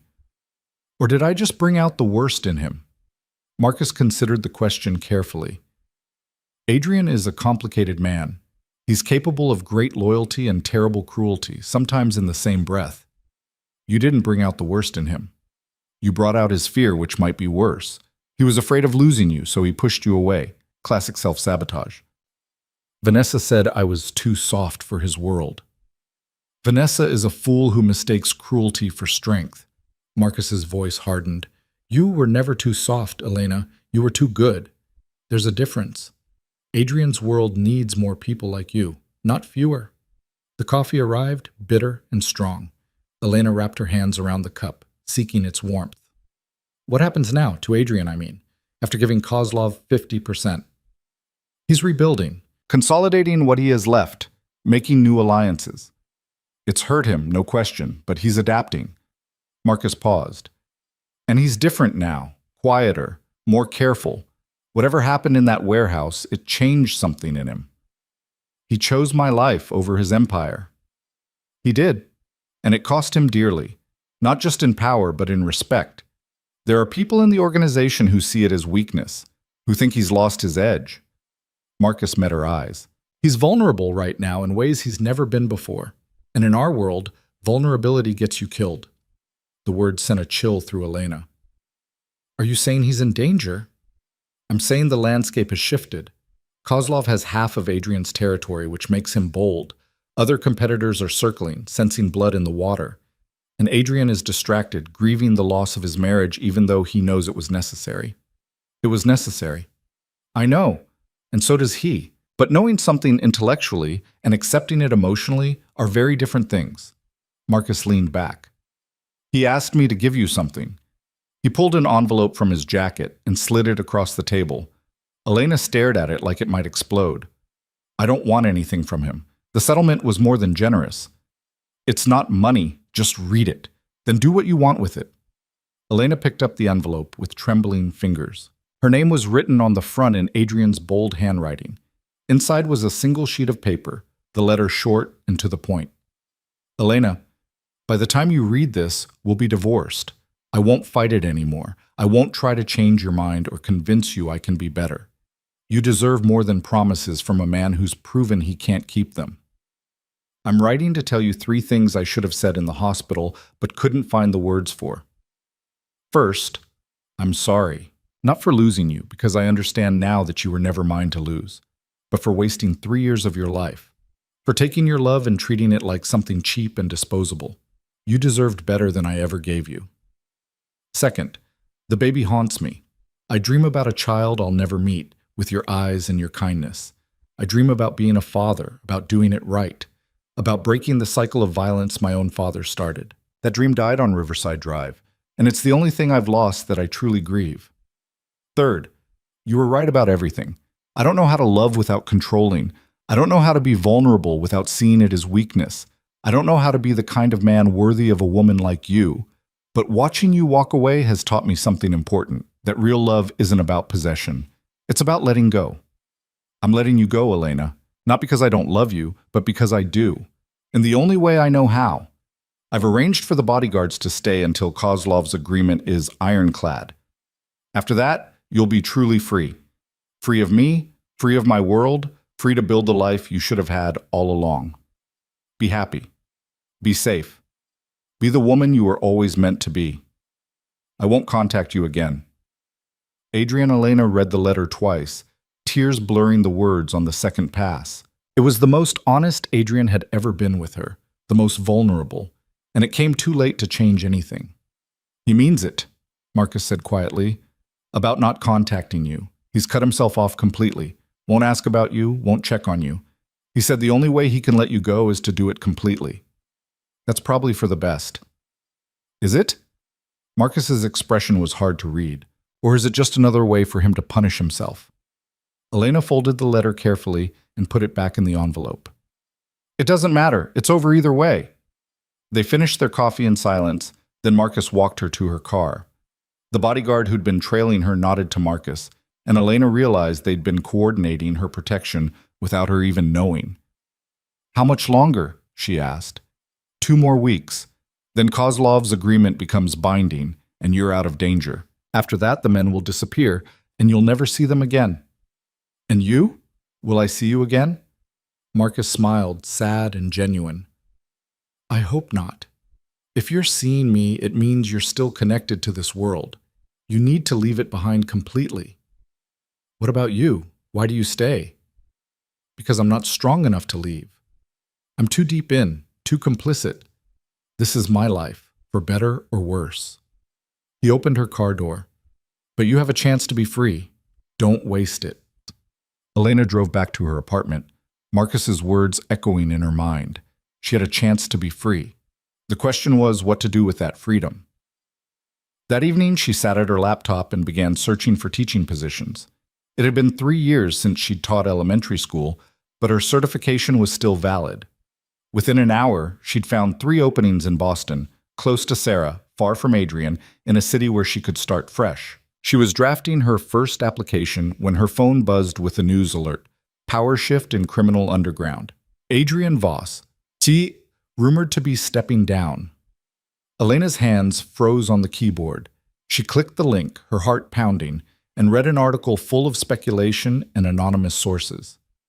Adrian Voss, once one of the most powerful crime bosses on the East Coast, was reportedly withdrawing from active leadership. Some sources claimed ill health. Others whispered about a crisis of conscience. The truth, the article concluded, remained murky. But Elena knew the truth. Adrian was dismantling his empire, not because he was forced to, but because he'd chosen to, just like he'd chosen her life over his power. She called Marcus, not caring that it was late. "What's he doing?" she demanded when he answered. "You saw the news. Is it true? Is he really stepping down?" "He's transitioning out, gradually, carefully, but yes, he's done." "Why?" Marcus sighed. "You'll have to ask him that yourself, though I thought you two weren't supposed to be in contact." "We're not. Elena stopped, unsure what she wanted to say. "Is he in danger? You said people would see him as weak." "He's handling it. making strategic alliances, ensuring loyal people control what he's leaving behind. He's not stupid, Elena. He knows how to exit without getting killed. But why is he exiting at all? Maybe he finally realized the cost was too high. Maybe losing you and the baby showed him there are more important things than power. Marcus paused. Or maybe he just got tired of being a monster. After hanging up, Elena sat in the dark, her apartment silent around her. Adrian was leaving his empire, walking away from everything he'd built, everything that defined him. Because of her? Because of their lost child? Because of some moral awakening she'd never thought him capable of? It shouldn't matter. They were divorced. Over. She was supposed to be moving on, applying for teaching jobs in Boston, building a life that had nothing to do with Adrian Voss. But she couldn't stop thinking about his letter, about the man who'd written those words. A man admitting he didn't know how to love right, but was trying to learn. A man who'd given up his empire to keep her safe and was now giving up the rest to become someone better. The rational part of her brain said it was too little, too late. The emotional part wondered if people could really change, if redemption was possible, even for men like Adrian. She didn't sleep that night. Instead, she sat on her balcony watching the city lights, thinking about choices and consequences, about the weight of the past and the possibility of the future. 2 weeks passed. The bodyguards disappeared as promised, and Elena woke up one morning to find the street below her apartment empty of watchful men in parked cars. She was free. Truly, completely free. She'd been offered a teaching position in Boston starting in January, and she'd accepted. Sarah was already preparing the guest room, chattering excitedly about having her sister close again. Elena should have been excited too. Should have been packing, planning, looking forward to this new chapter. Instead, she found herself driving to the Voss mansion. She told herself she just needed closure, needed to see the place one more time, to say goodbye to the life she'd lived there. But as she pulled up the long driveway, past the manicured gardens and marble fountain, she knew she was lying to herself. She was here because she needed to see Adrian. The front door was answered by Marta, the housekeeper, whose face lit up with surprised delight. Mrs. Voss, Miss Hart, I didn't know you were coming. Is he home? Something complicated crossed Marta's expression. He's in his study, but Miss Hart, you should know. It's all right, Marta. I'll show myself up.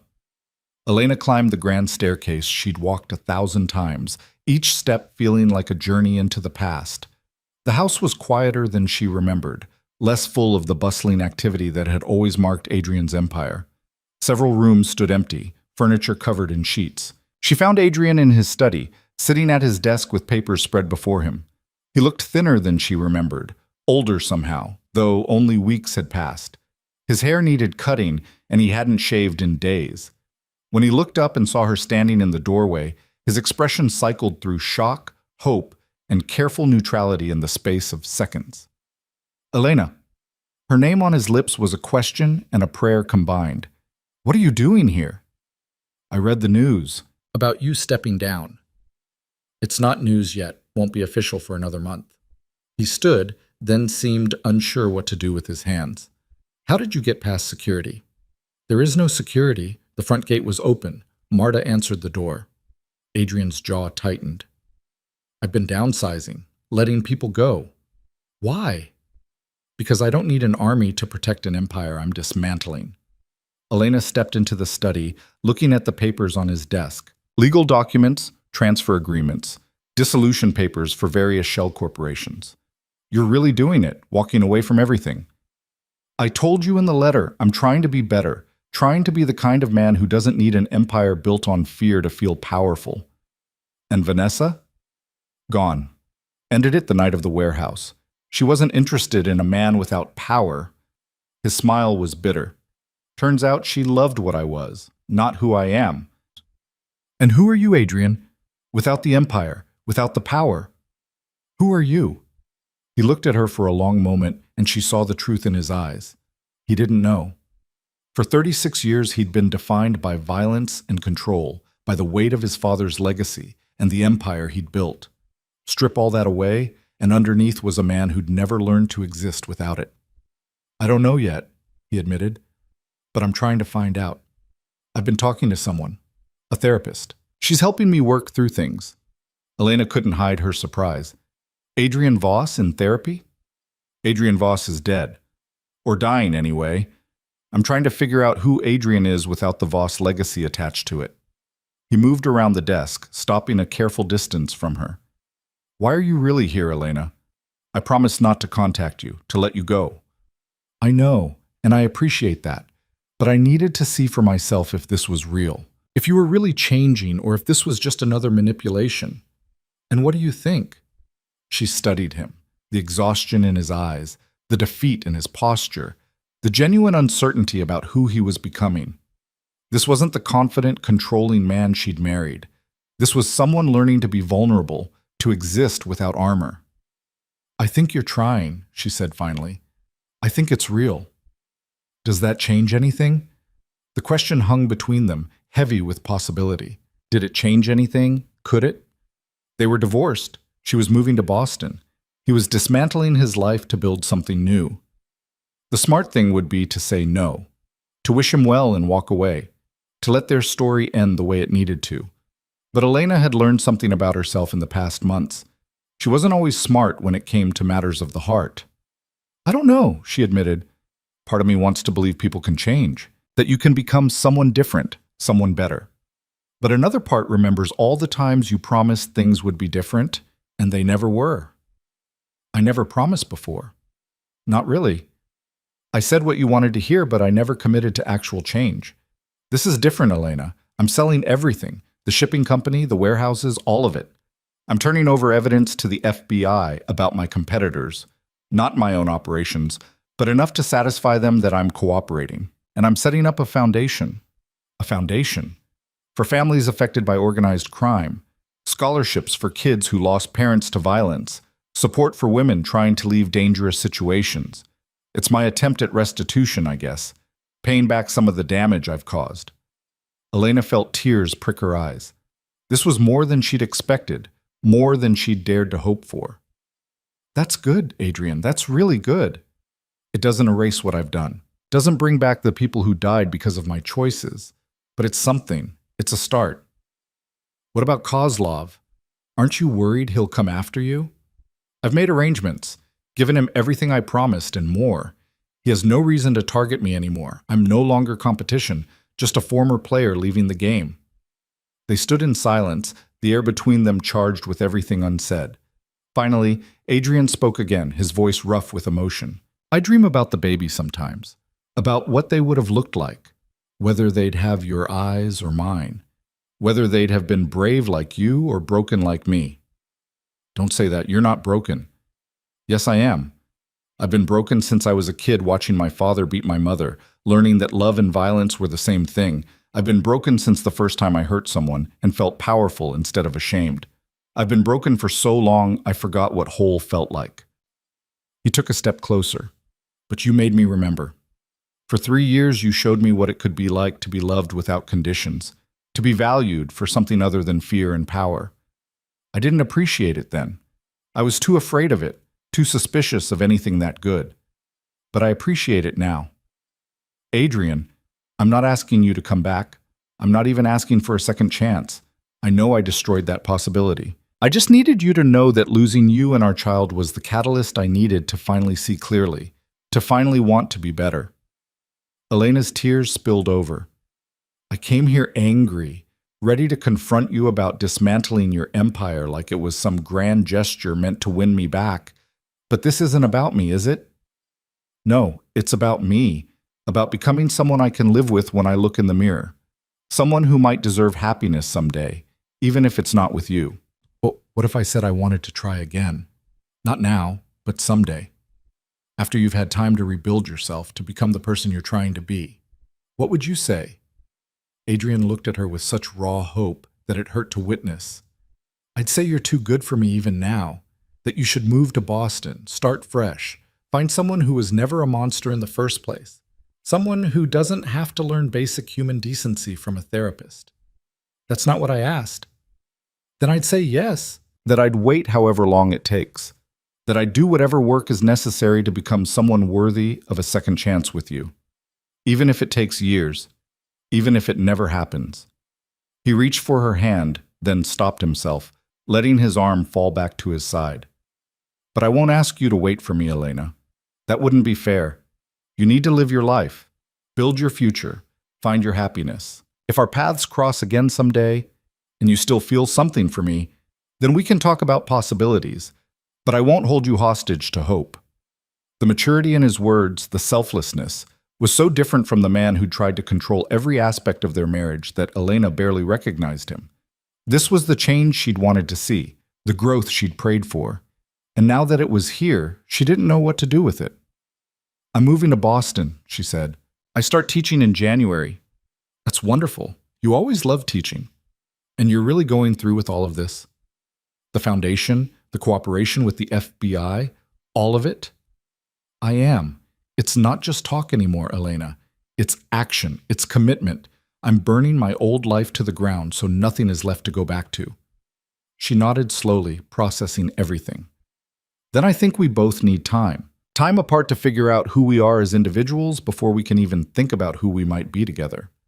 I agree. But Adrian, I'm not saying never. I'm just saying not now. The hope in his eyes grew brighter. Not now. I can work with not now. Don't wait for me. If you meet someone else, someone who's good for you, there won't be anyone else, not for a long time. His voice was certain, final. I need to learn to be alone, to be comfortable with myself before I can be with anyone. My therapist calls it doing the work. I call it penance. It's not penance if it leads somewhere better. Then maybe it's redemption. Elena moved closer, close enough to see the flecks of gold in his dark eyes, close enough to smell his cologne mixed with coffee and exhaustion. I'm going to go now, but I want you to know something. I forgive you, Adrian, for the affair, for the neglect, for everything. Not because you've earned it yet, but because I don't want to carry that anger anymore. It's too heavy. I don't deserve your forgiveness. Probably not, but I'm giving it anyway. Consider it a gift. She reached up and touched his face, her palm against his rough cheek. He closed his eyes, leaning into her touch like a man starved for human contact. Be good, she whispered. Become the man you want to be. And maybe someday, if we're both very lucky, we'll find our way back to each other. And if we don't, then we'll have lived good lives apart. And that will have to be enough. She dropped her hand and walked out of the study, down the grand staircase, through the front door. She didn't look back, didn't let herself check if he was watching from the window. This goodbye had to be clean, had to be final, or she'd never have the strength to leave. But as she drove down the long driveway for what might be the last time, she felt something she hadn't felt in months. Hope. Not for reconciliation necessarily, but for the future. For the possibility that people could change, that love could transform, that endings could sometimes be beginnings in disguise.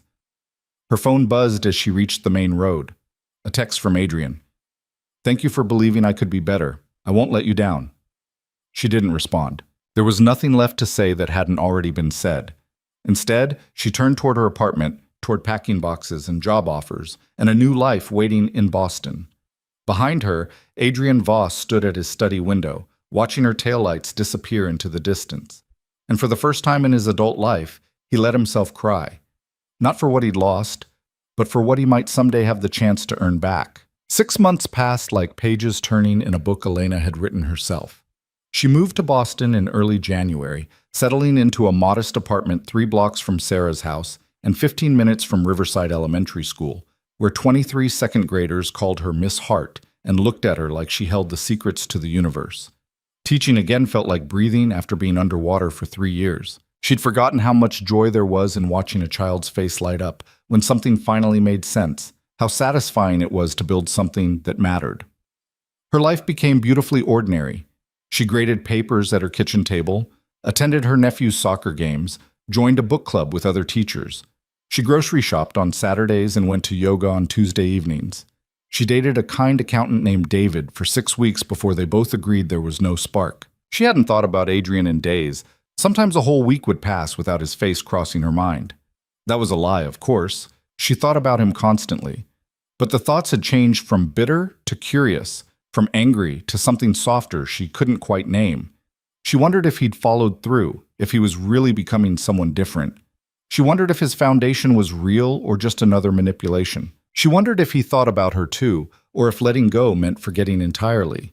She'd kept his letter, the one Marcus had given her. Sometimes late at night when sleep wouldn't come, she'd pull it from the drawer where she kept important documents and read it again, searching for clues about whether redemption was really possible or just a fantasy she wanted to believe in. Marcus called once, in February, to tell her that Adrian had transferred the final assets to Kozlov and that the FBI had accepted his cooperation. The investigation into his former competitors was ongoing, but Adrian himself was clear. He'd paid his debts, both legal and criminal, and was officially out of the life. "How is he?" Elena had asked, hating herself for caring. "Different," Marcus said. "Quieter. He's working on the foundation full-time now. It's actually helping people, Elena. Real families getting real support. Whatever demons he's fighting, he's putting the battle to good use." She'd wanted to ask more but held back. She'd told Adrian not to wait for her, and she needed to honor that by not checking up on him like a worried mother. He was doing his work. She was doing hers. That had to be enough. Spring came to Boston in bursts of cherry blossoms and warming air. Elena's classroom had windows that overlooked a park, and she'd watch her students play during recess, their laughter carrying on the breeze. One afternoon in late April, she was organizing supplies when the school secretary knocked on her classroom door. "Miss Hart, there's a man here to see you. Says it's important." Elena's heart jumped immediately to the worst conclusion. Something had happened to Sarah, or her parents, or Adrian. She rushed to the front office and found Marcus Chen standing by the reception desk, looking uncomfortable in the institutional fluorescence. "Marcus? What's wrong? Is Adrian—" "He's fine. Everyone's fine." Marcus glanced at the curious secretary. "Could we talk outside?" They walked to the parking lot, Elena's mind racing through possibilities. Marcus looked older than she remembered, the lines around his eyes deeper, his hair graying at the temples.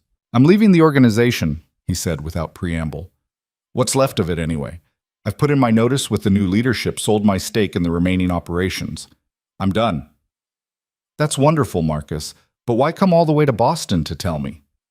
"Because I wanted you to know that Adrian's influence is spreading, not in power, but in change. He's not the only one stepping away. 3 other lieutenants have left in the past 2 months.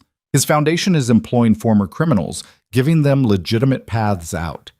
He's dismantling the life from the inside out, and it's working." Elena leaned against her car, processing this. "You came here to tell me Adrian's succeeding. I came here to tell you that change is real, that people can break patterns they've lived in for decades.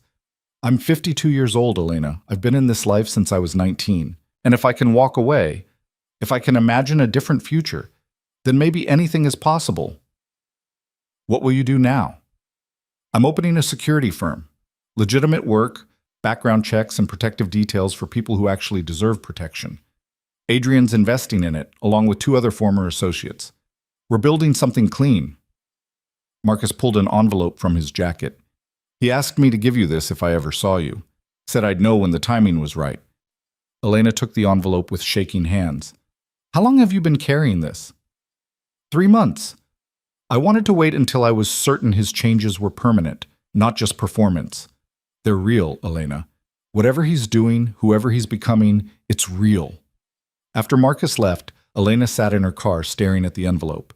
Her name was written in Adrian's handwriting, and the paper was slightly worn, as if it had been handled many times before Marcus sealed it. She should wait until she got home to read it, should have privacy for whatever was inside.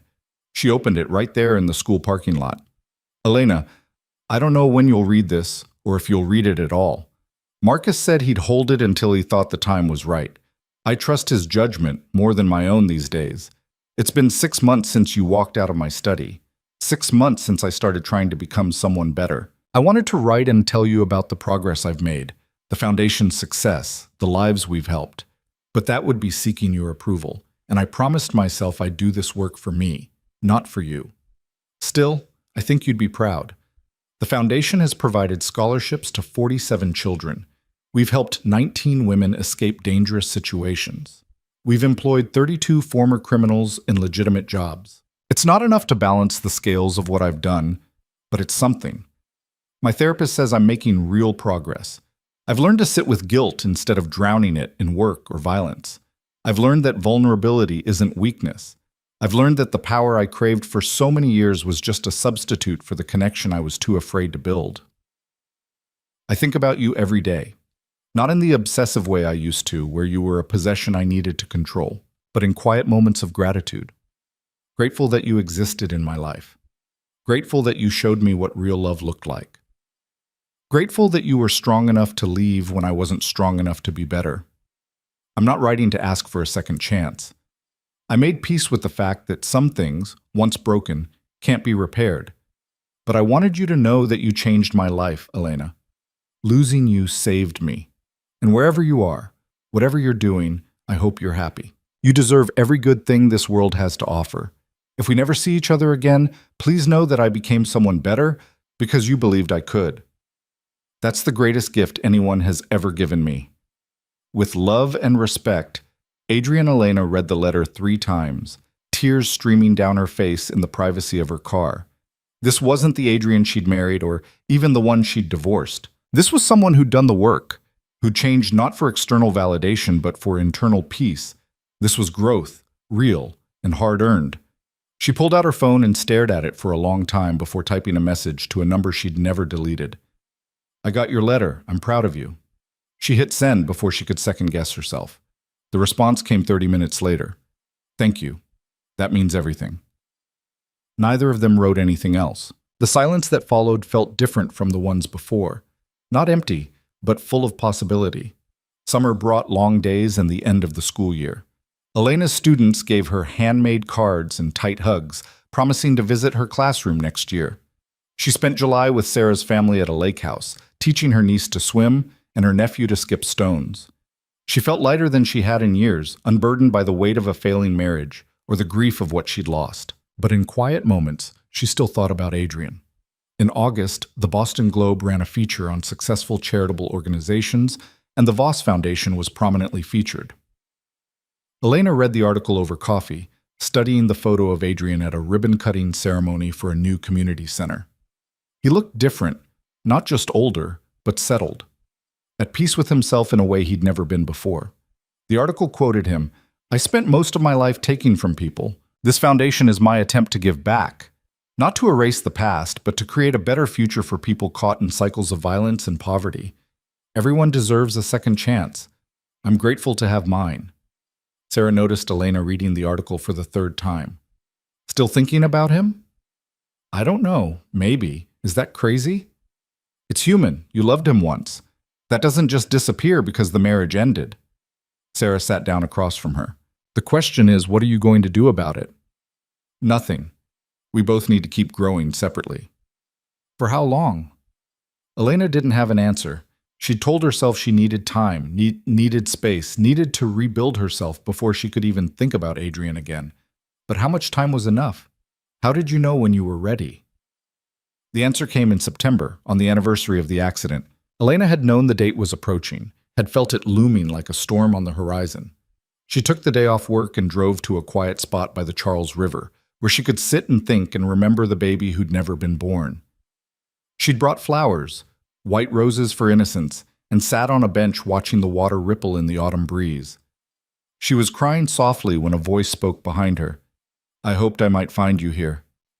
Elena turned to find Adrian standing on the path, dressed simply in jeans and a sweater, his hands in his pockets. He looked nervous, uncertain, so different from the commanding presence he'd once projected. How did you know where I'd be? I didn't. I've been to 3 different places today, looking for you. I remembered you loved water when you were sad. Thought I'd try the river. He gestured to the bench. May I? She nodded, moving over to make room. He sat down carefully, maintaining space between them, and for a while they just watched the water together. 1 year, he said finally. Since the accident, since we lost our baby. I didn't think you'd remember the date. I remember everything about that night, every call I ignored, every choice I made. I carry it with me every day. He pulled a small box from his pocket and opened it, revealing a silver pendant in the shape of a tiny heart. I had this made for the baby we lost. I didn't know if you'd want it, but I thought I should offer. Elena took the pendant with trembling hands. It was delicate, beautiful, inscribed on the back with a date, the day of the accident. It's perfect. Thank you. I come to Boston every year on this date to remember, to grieve what might have been. I never contacted you because I promised I wouldn't, but I've been here, sitting by this river thinking about the family we could have had. You come to Boston every year? It's only been 1 year, he said with a small smile. But yes, I plan to make it a tradition, a way to honor what we lost, even if we're not together. Elena clasped the pendant around her neck, feeling its weight settle above her heart. Marcus visited me in April, told me about your work, about the changes spreading through the organization. Marcus has been a good friend to both of us. He said people are following your example, leaving the life, starting over. Some are. Others think I'm weak, that I've betrayed everything my father built. There's been pushback, threats, but I'm insulated now, protected by my cooperation with the authorities and my public profile. Attacking me would draw too much attention. They fell silent again, the weight of unspoken questions hanging between them. Finally, Elena asked what she'd been wondering for months. Are you happy, Adrian? He considered the question carefully. I'm at peace, which is different from happy, but maybe more important. I don't wake up hating myself anymore. I don't carry the constant weight of violence and guilt. I'm building something good instead of destroying things. So yes, in a way, I'm happy. Or learning to be. I'm proud of you, for the work you're doing, for becoming someone different. And you? Are you happy? Elena thought about her small apartment, her classroom full of bright-eyed children, her ordinary life in Boston. I am. I really am. For the first time in years, I feel like myself, like the person I was always meant to be. You were always that person.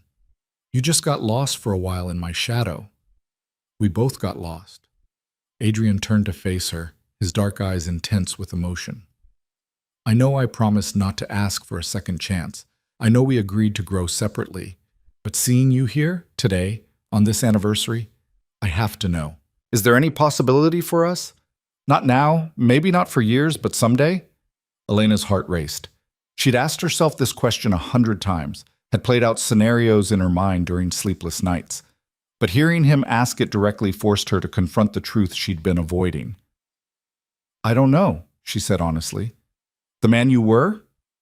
No, there's no possibility there. He hurt me too deeply. And the man I'm becoming? Him I could maybe love, but I need to be sure the change is permanent. That you're not going to wake up one day and decide the old life was easier, that control was more comfortable than vulnerability. That won't happen. You can't promise that. Change is hard, Adrian. Staying changed is harder. The real test isn't the first year. It's year 5, year 10, when the novelty of transformation wears off and you're left with the daily work of being better. He nodded slowly, accepting her words. Then what do? We keep growing, separately, but aware of each other. We stay in touch, maybe. Check in occasionally. Let time prove what promises can't. And if in 5 years, or 10, we're both still on good paths, still becoming better versions of ourselves, then we revisit this conversation. We see if there's still something between us worth exploring. Elena reached for his hand, the first time she'd voluntarily touched him since their divorce. But Adrian, I need you to understand something. I'm not waiting for you. I'm living my life. If I meet someone else, someone who's good and kind and right for me, I'm not going to pass that up because of a maybe. I understand. And I wouldn't want you to. You deserve love, Elena. Real, healthy love. If you find that with someone else, I'll be happy for you. Will you really? It'll hurt, but I'll be happy underneath the hurt because you'll be happy. That's what love is, right? Wanting the best for someone even when it costs you. Elena squeezed his hand. Look at you, getting wise in your old age. My therapist deserves all the credit. I'm just the student finally doing the homework. He stood, pulling her up with him. Walk with me? They strolled along the river path, their hands still loosely connected, talking about everything and nothing. Adrian told her about the Foundation's newest project, a mentorship program pairing at-risk youth with former criminals who'd turned their lives around. Elena told him about her students, about the joy of teaching, about her niece and nephew who kept her grounded. It felt comfortable in a way their marriage never had. Easy. Like they were finally meeting as equals rather than as captor and captive, controller and controlled. As the sun began to set, painting the sky in shades of orange and pink, they found themselves back at Elena's car. "Thank you for today," she said, "for remembering, for the pendant, for everything. Thank you for giving me a chance to explain myself, for not hating me. I could never hate you, Adrian. Even at my angriest, I just felt sad. Sad for what we could have been if we'd both been healthier people when we met. Maybe we're becoming those healthier people now. Maybe we are." He leaned down and kissed her forehead, the touch gentle and respectful. "Take care of yourself, Elena Hart. The world is better with you in it." "You too, Adrian. Keep doing the work. Keep being better." She watched him walk away, his figure growing smaller in the fading light. And for the first time since the divorce, she felt genuine hope. Not for reconciliation necessarily, but for both of them. They were broken people learning to heal, and whether they healed together or apart, they were healing. That was what mattered. The months that followed brought steady changes. Elena and Adrian texted occasionally, brief messages about their work or shared memories. Nothing deep, nothing that crossed the boundaries they'd established, but enough to maintain connection. She learned about the Foundation's expansion into 3 new cities. He learned about her promotion to lead teacher at her school. In December, Marcus sent her an invitation to his security firm's grand opening. She flew down for the weekend, staying with Sarah, who'd driven down separately, and found a celebration full of people she recognized from Adrian's old organization. They'd all left the life, all found legitimate work, all seemed lighter somehow. Adrian was there, of course, talking easily with former associates who now called him friend rather than boss. He saw Elena across the room and smiled, genuine and warm, but didn't immediately approach, letting her set the terms of their interaction, respecting her boundaries even in a crowded room. When they finally spoke, it was easy and natural. He introduced her to his therapist, a sharp-eyed woman in her 60s who shook Elena's hand firmly and said, "So you're the catalyst. I've heard a lot about you." "All good, I hope," Elena replied. "All honest," the therapist corrected, "which is more important than good." Later, Adrian walked Elena to her car. "You look happy," he observed. "Really, genuinely happy." "I am. Boston suits me. Teaching suits me. This life suits me." "Good. That's all I ever wanted for you." "Liar. You wanted me under your control." "The old me did. The current me just wants you to thrive." He opened her car door. "Same time next year, anniversary of the accident?" Elena considered this. Meeting once a year to remember what they'd lost felt right. Maintaining connection without pressure felt healthy. "Yes, same place by the river." "It's a date. Or not a date. A remembrance." "A remembrance," she agreed. "That's perfect." She drove back to Boston with Sarah, who'd been watching the interaction with shrewd eyes. "You're falling for him again," Sarah said. "Or still. I can't tell which. I'm not falling.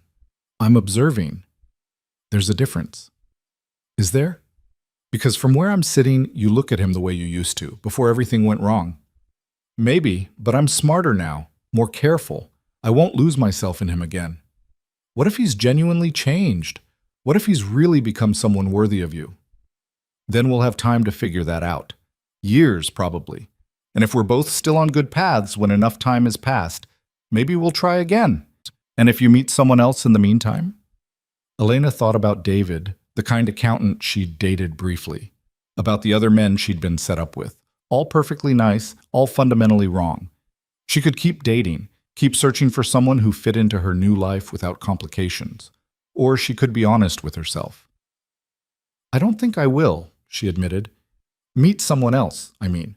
Because the truth is, Sarah, part of me is still in love with Adrian. Not the man he was, but the man he's becoming. And I can't invest in someone new while still carrying feelings for him." "So you are waiting for him?" "Not waiting, just not actively pursuing alternatives. There's a difference." Sarah shook her head but smiled. "You two are going to end up together again. I can feel it." "Maybe. Or maybe we're just two people who needed to break each other to become whole. Maybe the love story isn't the reconciliation. Maybe it's the transformation." But as winter turned to spring and spring to summer, Elena found herself thinking more and more about Adrian, about his texts that came every few weeks, about the Foundation's continued success, about the man he was becoming.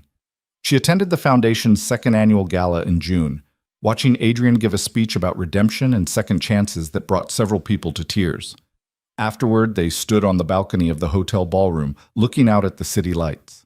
2 years, Adrian said, since the accident, since everything changed. Are you counting? Every day. Not obsessively, but mindfully, reminding myself how far I've come, how much further I want to go. Elena studied his profile in the moonlight. He'd aged well, the lines on his face giving him character rather than diminishing him. Do you ever miss it? The power, the control? Sometimes. Usually when things get hard or when I feel powerless, but then I remember what that power cost me. You, our child, my humanity, and I know I'd rather struggle with being good than succeed at being terrible. That's very wise. I have a good therapist, and a good reason to keep improving. He turned to face her. Elena, I need to tell you something. I've been offered a position in Boston, director of operations for a nonprofit that works with at-risk youth. It's perfect for my experience, and they specifically want someone with my background who's successfully transitioned out. Her heart jumped. You'd be moving to Boston? Only if you're comfortable with it. I know we agreed to maintain distance, to grow separately. If having me in the same city would be too much, I'll turn it down. There are other opportunities. You'd give up a perfect job because I might be uncomfortable? In a heartbeat. Your peace of mind matters more than my career. Elena was quiet for a long moment, weighing what this meant. Having Adrian in the same city would change the dynamic of their relationship. They'd run into each other, would be tempted to see each other more often. The careful distance they'd maintained would collapse. But maybe that was okay. Maybe they'd done enough growing separately. Maybe it was time to see if they could exist in the same space without destroying each other. Take the job, she said finally. Boston is big enough for both of us, and I think we're both strong enough now to handle being in the same city. Are you sure? No, but I think we should try anyway. Adrian moved to Boston in August, taking an apartment on the opposite side of the city from Elena. They saw each other occasionally, coffee every few weeks, the annual Remembrance by the River, foundation events where Elena had started volunteering. Each interaction was careful, boundaried, but warm. They were learning to be friends, to exist in each other's orbit without the gravity of their past pulling them into old patterns. 3 years after the divorce, Elena stood in Adrian's new office, watching him interact with a group of teenagers from the youth program. He was patient and kind, listening to their stories without judgment, offering guidance without condescension. This was who he'd become, a man who used his painful past to help others avoid his mistakes. When the session ended and the teens filed out, Adrian found Elena waiting. What did you think? He asked. I think you're exactly where you're supposed to be, doing exactly what you're meant to do. High praise from you means everything. She walked closer, studying his face. I've been thinking. About? About us.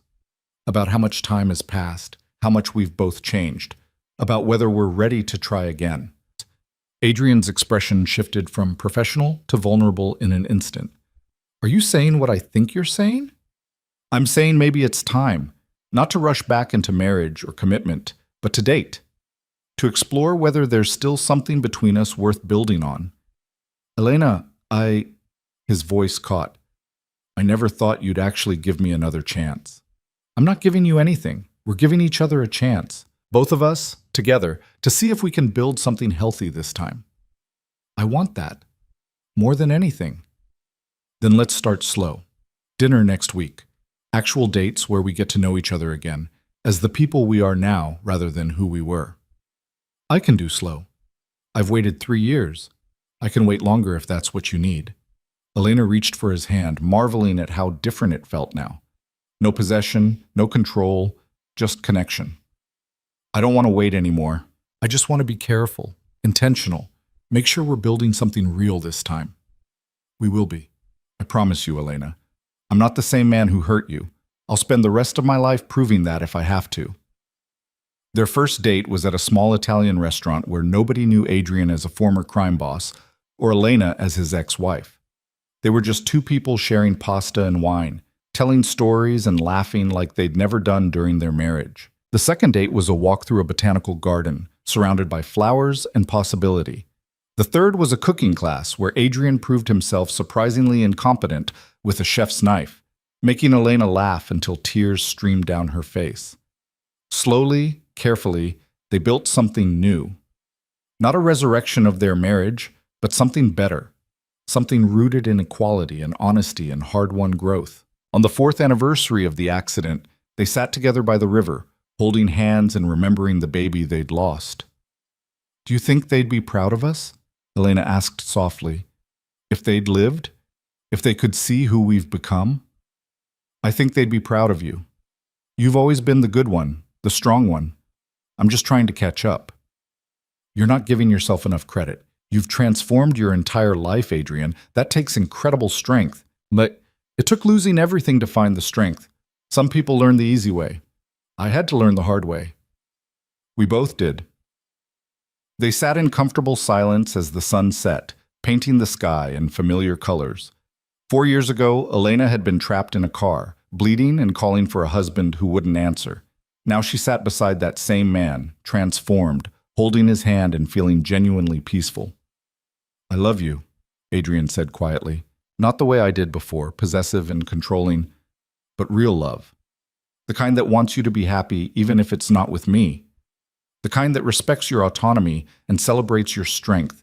The kind that took me 39 years to learn." "I love you too," Elena replied. "The you you've become. The man who did the work, who faced his demons, who chose to be better. I couldn't love the old you anymore. But this you?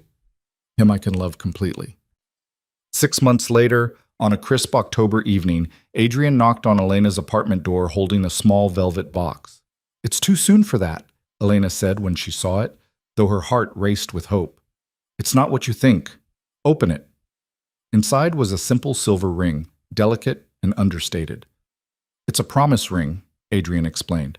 "Not an engagement, not yet. But a promise that when we're both ready, when we're both certain, I'll ask you properly. And if you say yes, we'll do it right this time. Build a marriage on truth instead of lies, on partnership instead of control."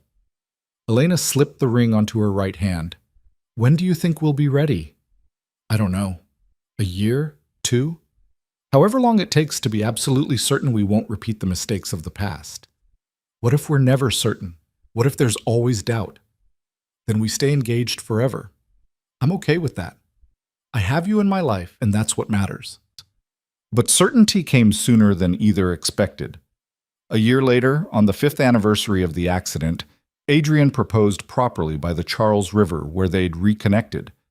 Elena said yes without hesitation, knowing in her bones that this time would be different.